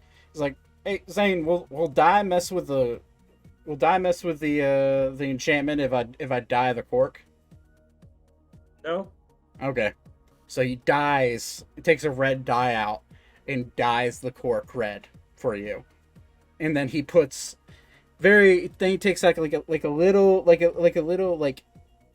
almost looks like an owl quill or owl pen, and like dips it in ink and draws a skull and crossbone very big on the side of the jar, and then with like a red ink. It's like, here, does that help? Yes. All Yes, believe it. It does. All right. There you go. Take that. Remember, red equals dead. Skull and crossbone, bad. This one, fairly unmarked, good. Has water in it. In fact, he draws like a smiley face on the side of the jar. There you go. Good distinctions. Good to go. Very well. There you yes, go. Thank you. And he hands it back to you. Well, that explains quite a bit. I'd say I drank out of that damn jar, and I felt like I was drunk for like a whole night, which never happens. I'm glad it wasn't a poison that could kill us, Thaddeus. I'm kind of immune to a lot of poison, so. Well, I am too. Zane, you want to try this? As he opens It up. won't hurt me that bad. Yeah, fair enough. Let's let's just move on with our day. Just remember that red equals dead, all right, Thaddeus? All right. All right. Thank you, fine sir. You're welcome. And you see Alan start to walk up on deck. Is anybody else going to be up on deck for the day? I I wanna probably would. Oh yeah. What's up, Ori? Hey, do you think you'd make me another one of these? You know, glaive. I do not have the materials nor the workshop here to do such a thing. If I would, I could though, big boy. I just unless I'm at home in my workshop, there's no chance that is possible for me. I need another weapon, in my other hand. Don't you have a sword? Yeah, but I got spoiled with the axe. That's understandable. Maybe That we cat- can find you one when we get back to Artemis. That Another captain glaive has would be nice, but Sorry, what did you say? So did you notice the big fella that the captain? He has a really nice one on his back. I wouldn't attempt to get a was hold it really of that. nice, or what kind?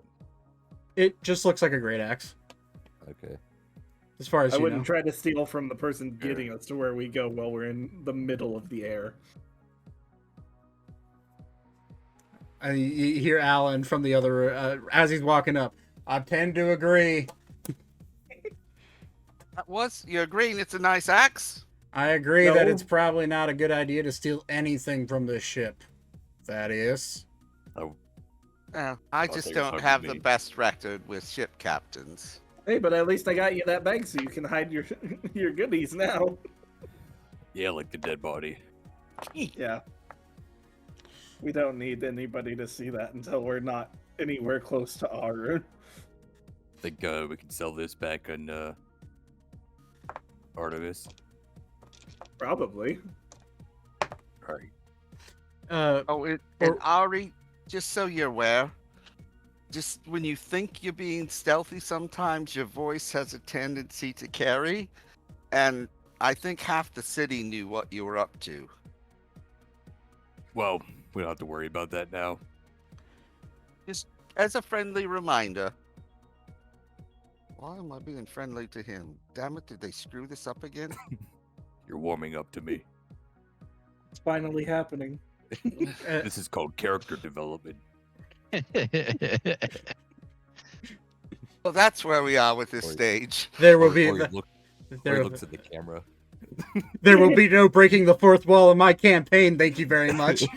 I need to go see Ander before we get too far. He did want me to do something for him. All right. Well, Anders just steering the ship. He's at the helm pulling levers. I will make my way to him. Let's see. And What do a you want big- me work on? Oh, Big gust of wind comes by.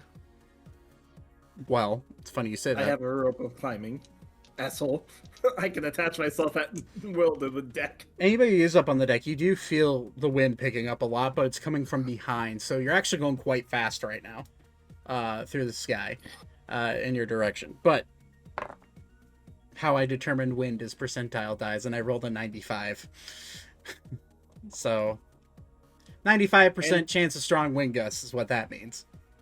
Ander, you wished for me to work on something for you?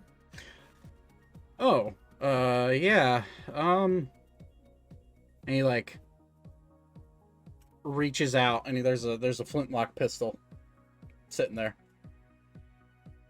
He's like, so there's this. It's just a standard pistol. I'm sure you're from Ebrax, right? Yes. I can tell.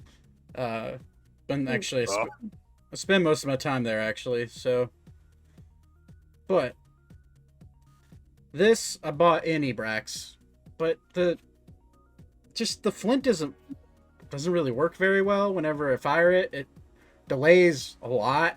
And it's kind of annoying and dangerous. I was hoping you could check it out. I could probably retool it a little bit. Do you have any extra metal?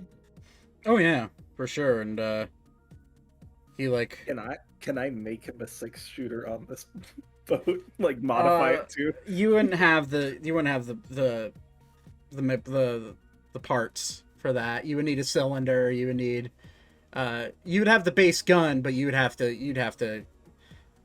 have a like an actual smelter and something to smelt something down and cast it into a cylinder. You just don't have that here. So no. Fair enough. Um, Could I at least adjust the flintlock for him? you could adjust the piece of flint in there, and he pulls out a little small piece of metal. He's like, "Will that do?" And it's like a little piece of iron, just scrap iron that he had in his pocket. Worth a shot. It's like, I tried to fasten this, but I'm not that great with my hands, at least when it comes to this finesse type of deal. But I'm gonna take this with me below deck so I don't screw this up in the wind. But go for it. I don't care. The wind Do you want me is the wind, and he yells out, "The wind's heavy today, by the way. You might want to tie yourself to something." Oh, and your name's Zane, right? yes. Well, I just gotta let you know that you may want to stay up above deck with the firearm. Oh. A lot of black powder. Ah. A lot. I can use your quarters then. I just need it to be not windy. I'm not gonna fire it or anything. I just don't want the wind to blow a part out of my hand. Good. Yeah. Go ahead. There should be a desk at the in the quarters that you could go into. Just be mindful of the mess. I haven't cleaned in a while. That's fine. My workshop's probably messier. As you, I will just. Do you want me to just make a smith tools check while I'm doing this? yeah, go ahead and do that. Which is your, I think it's Dex, right? Or maybe it's intelligence. Yeah, it's your intelligence modifier plus your proficiency bonus. Roll. Pog 17. 17. It takes you some time, because you do have the tools, but the flint's jammed inside, like the compartment that the flint sits in, and you immediately realize, oh, that's why. It's whoever built this either fucked up putting the flint in there, or it broke off as they were putting it in there. But you're able to. The flint's actually not broken in there. Like, it's just jammed up in there, and it's farther into the compartment than it should be, and you kind of shove it out there, and you replace it with a little small piece of metal, and you pull the hammer back and pull the trigger. Not loaded, by the way. You did check. I would say you would have checked. Oh yeah. You pull it, you do see a little spark come off the piece of metal, and I told him I wasn't gonna actually fire it. Yeah. Zane, as you look around in this captain's quarters, you see a bed. It's a fairly well-sized bed, certainly big enough for him. He's a very tall man, very muscular, for human standards, and he is. You look around. There's just maps everywhere, like trade route maps. There's an entire map of Ammriel, at least the known world of Ammriel, and there seems to be X's all over that map of, like, don't know what it is, but you just see X's. You do see a weapons rack that has all matters of, like, random some rusted weapons, some perfectly new weapons. You do see a long rifle that is a flintlock musket sitting on that weapon rack. You do also see another flintlock pistol that's sitting at the base of it. I want to check those just to see if they have the same issue. Okay. Just to make sure, and then I will even attempt to try to fix some of the rusty weapons. I'm gonna say for this, just roll another Smith's Tools check. Just to try to get the rust off those weapons, because it irks me as a crafter. Lower 12. It takes you a long time, better part of the day, and at some point, Ander walks down. He's just like, "Hey, are you okay? Did you fix the pistol?" Yes, I'm working on other things that I saw needed work. Wow, I didn't ask you to do that, but thank you. I got. Wow. I can't stand it. It hurts me. You remind me of someone, and I can't remember who. They're from Ebrax. They kind of look like you. What's their name? Oh, God, I can't remember. He was a tiefling, though. There are quite a few there. Yeah. Although he did have some fidgets that were interesting. But I can't remember his name. That was a long time ago. He was pretty sporadic. He would he'd hang out in the capital there, and I don't know. He seemed like an older guy, maybe, but you can't really tell with tieflings. You don't age you age gracefully, to say the least. Yes, we do. Well, is there a price that do you request any sort of? I mean, obviously, I'm willing to pay you if you fixed all my weapons. I didn't have a price in mind per se. I know I took on a little extra here, but How about? And he's just thinking to himself. I'm trying to think of how much I paid to have my weapons serviced the last time I was at dock for a while. And that was in Ushar. And their smiths are nowhere near as talented as Ebrax. 50 gold? sounds good to me. He counts out. It takes him a while. He's just like, I hate counting gold. And he flips you 5 platinum. Okay. Which is equal to 50 gold. Yeah. Well, he's looking at the pistol. That foot was pretty jammed in there, but it should not move now and do exactly what you need it to do. Excellent, I appreciate it. And he pulls back the trigger. Well, he looks down the barrel before he does It's not loaded. It is not loaded. So okay, good. I'm glad. I am not an idiot. He clicks the barrel and pulls the trigger, and you see a spark fly off.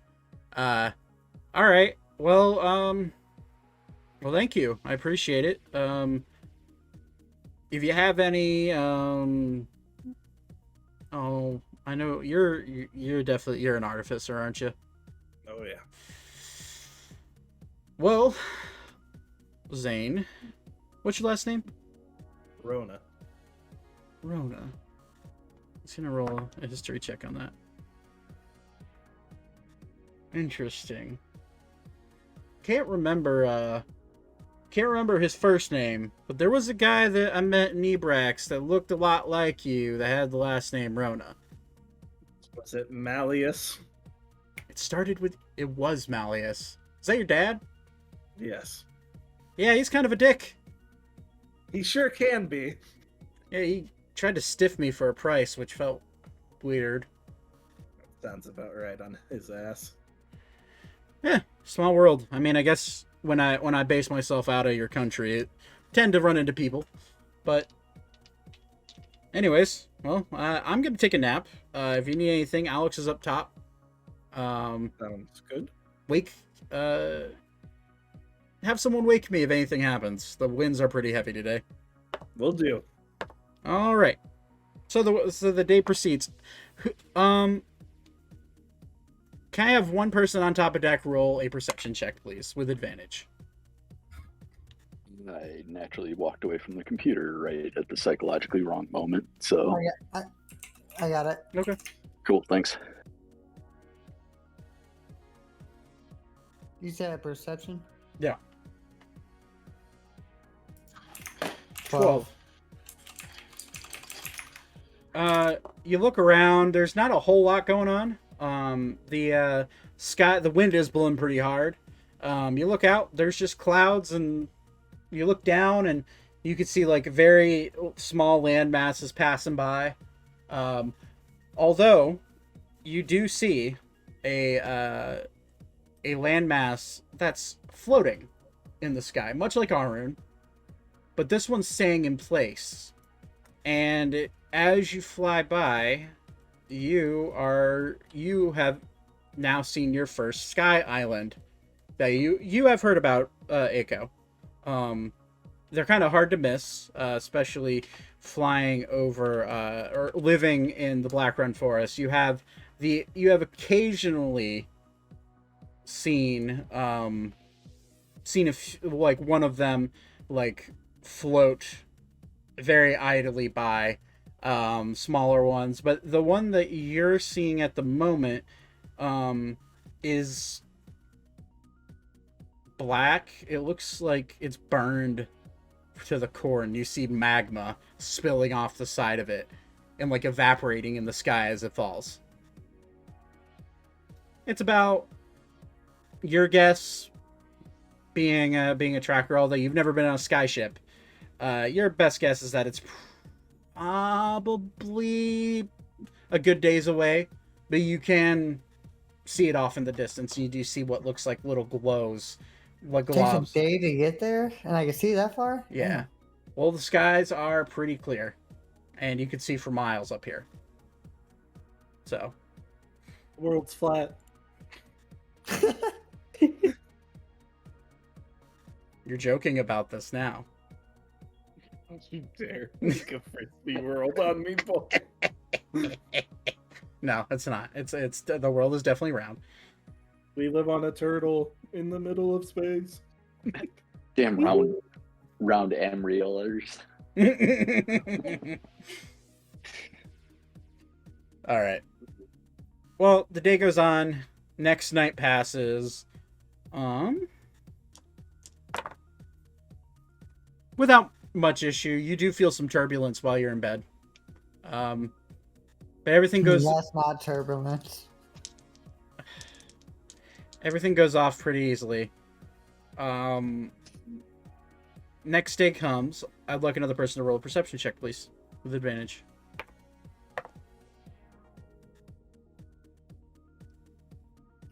Do I need to do it again?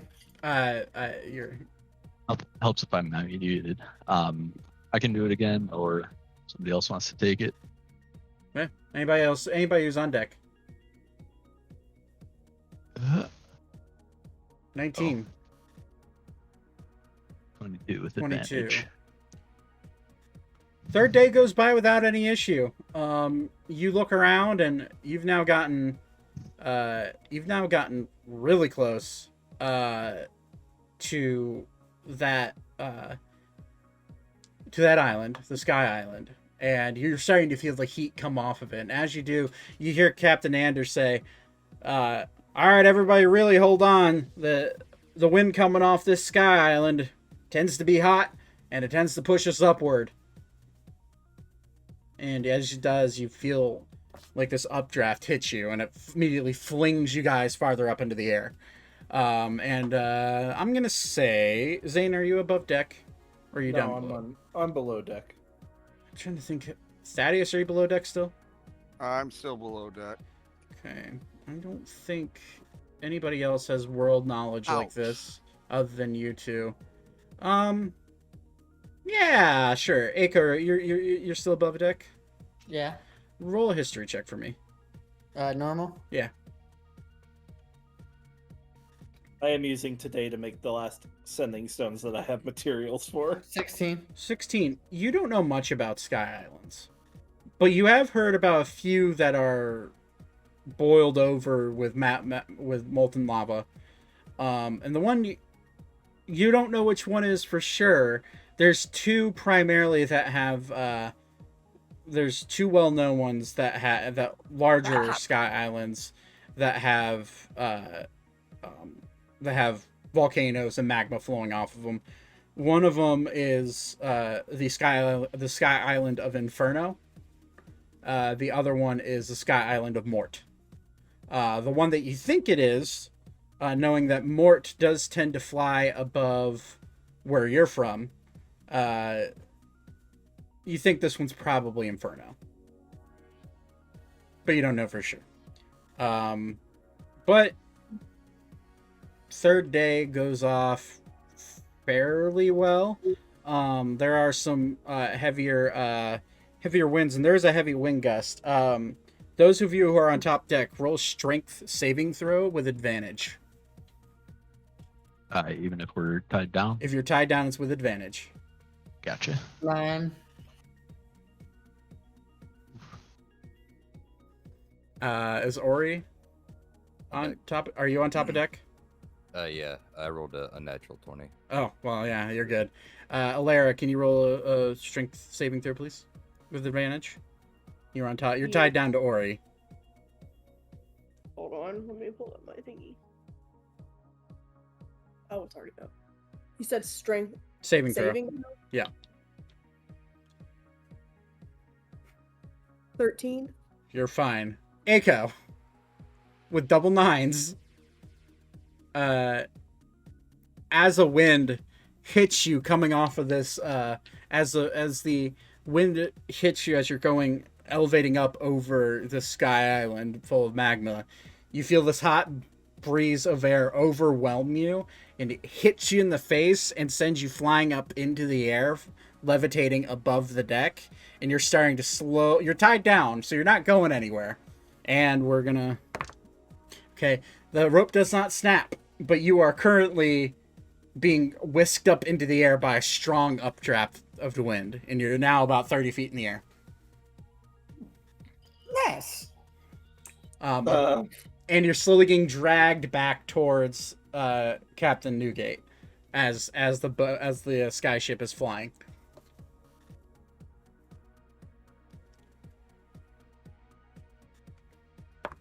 What do you want to do, if anything? Can I grab onto the rope and try to pull myself back down? Yeah, I'd say roll strength check for me.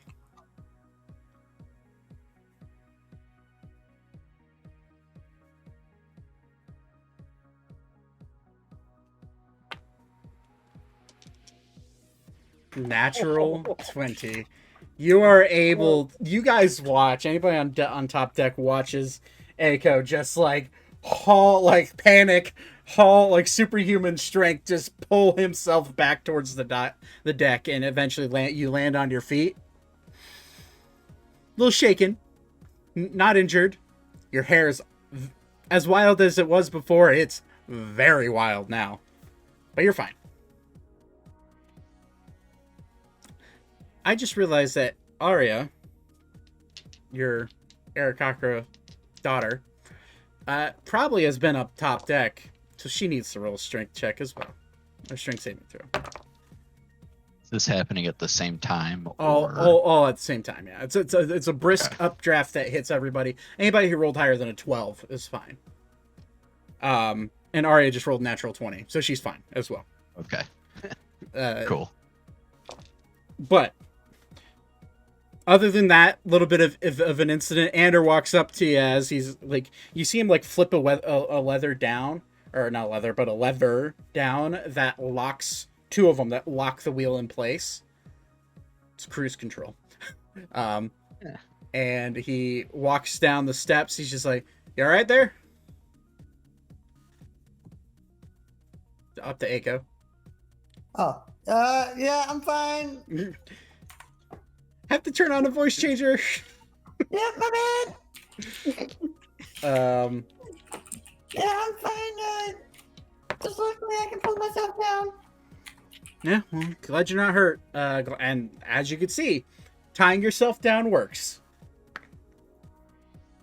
But I think I need a stronger rope. Find a thicker one then. They're all over this place. And he goes back to the wheel. Third day, other than that, goes off without an issue. Third night, and now we're coming into the fourth morning. Where's my dragon? I'm gonna say he's tucked up under deck. Okay. Fourth morning, Noetics, or I'm sorry, Thaddeus is gonna head up to the deck and tie himself off. Okay. And for that, I'm gonna say, Thaddeus, make a perception check with advantage. Oh, great. Advantage. I'm also going to be paying attention for any, like, if it looks like anybody's going to launch, like, Eiko just did, or Eiko did the other day. I'm going to basically have a couple of spells ready to try and help offset that. So, well, I'm gonna say you might want to hold on to that before you do that. Because eeny, meeny, miny, mo, catch a dagger by his toe. Let's just say Elka. Roll a d10 for me, please.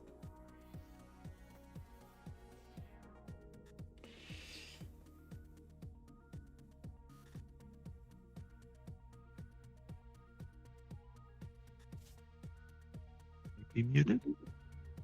Yeah. No, I'm trying to find it. Oh, okay. I put on my dice. 8.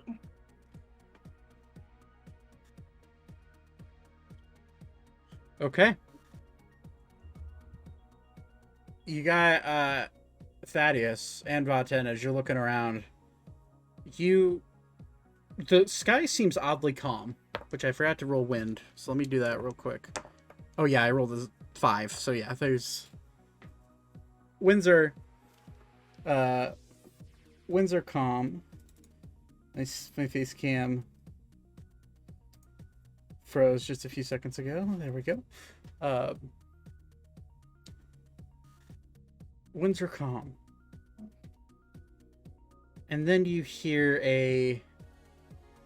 you're used to this by now. You're used to the sound of the sails flapping in the wind. But you hear more of a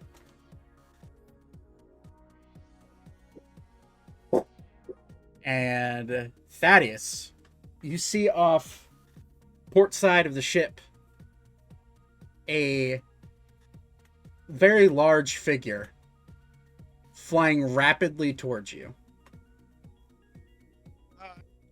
Excuse me, everybody. We've got incoming port side.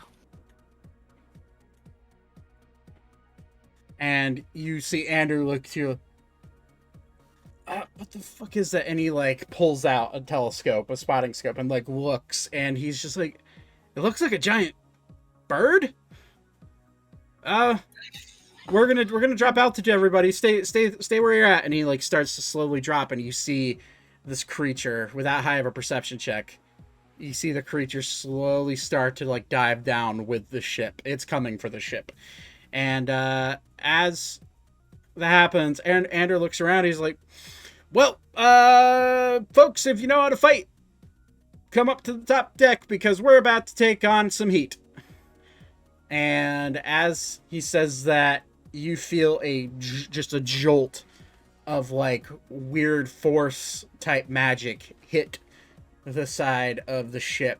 And as this creature gets close, two claws, talons, hit the deck of the side of it, and what all of you are now staring at is this weird buzzard-looking creature, about 40 feet tall, wingspan of like 80 feet, looking down at you, and its mouth is wide open, and you see like this charge of like yellowish force energy about to hit the deck. I'd like everybody to roll a nature check for me, please. Zach, did you get a chance to update my 23. Dang. rapier? No, I haven't. I've been DMing. Oh, okay. Okay. General nature check. Alera, Ori, and Elka. Well, no, Elka with a 13, who you are, you would know this. Zane, what did you roll for nature? 14. All of you, including Captain Ander, will recognize this creature as a thunderbird.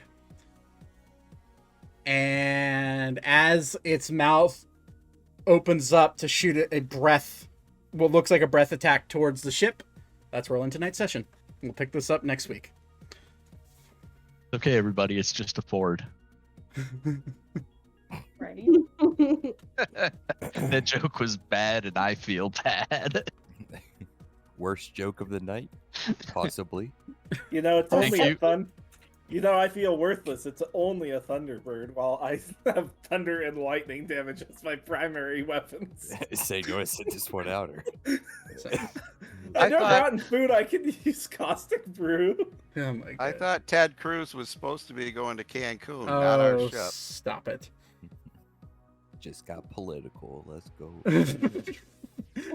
Well, that was fun, guys. I will be your bit. Alright, guys, I'll catch y'all later. Okay, bye, buddy. Alright, Later. There you go. I also have to go. Bye bye. Bye-bye. Yeah. What did I do? All right, guys, that's gonna do it for me, or us, I should say. We'll pick this up next week, where we'll see how the crew and the group handles this this Thunderbird. I'll catch you guys next week Sunday, same time, same place. And I will, Juice, I saw you coming here. Thank you for coming in, buddy, and thank you for telling me about the camera. It does that occasionally. My cam link likes to freeze. But thank you for watching. Love all of you. And I will catch you guys next Sunday.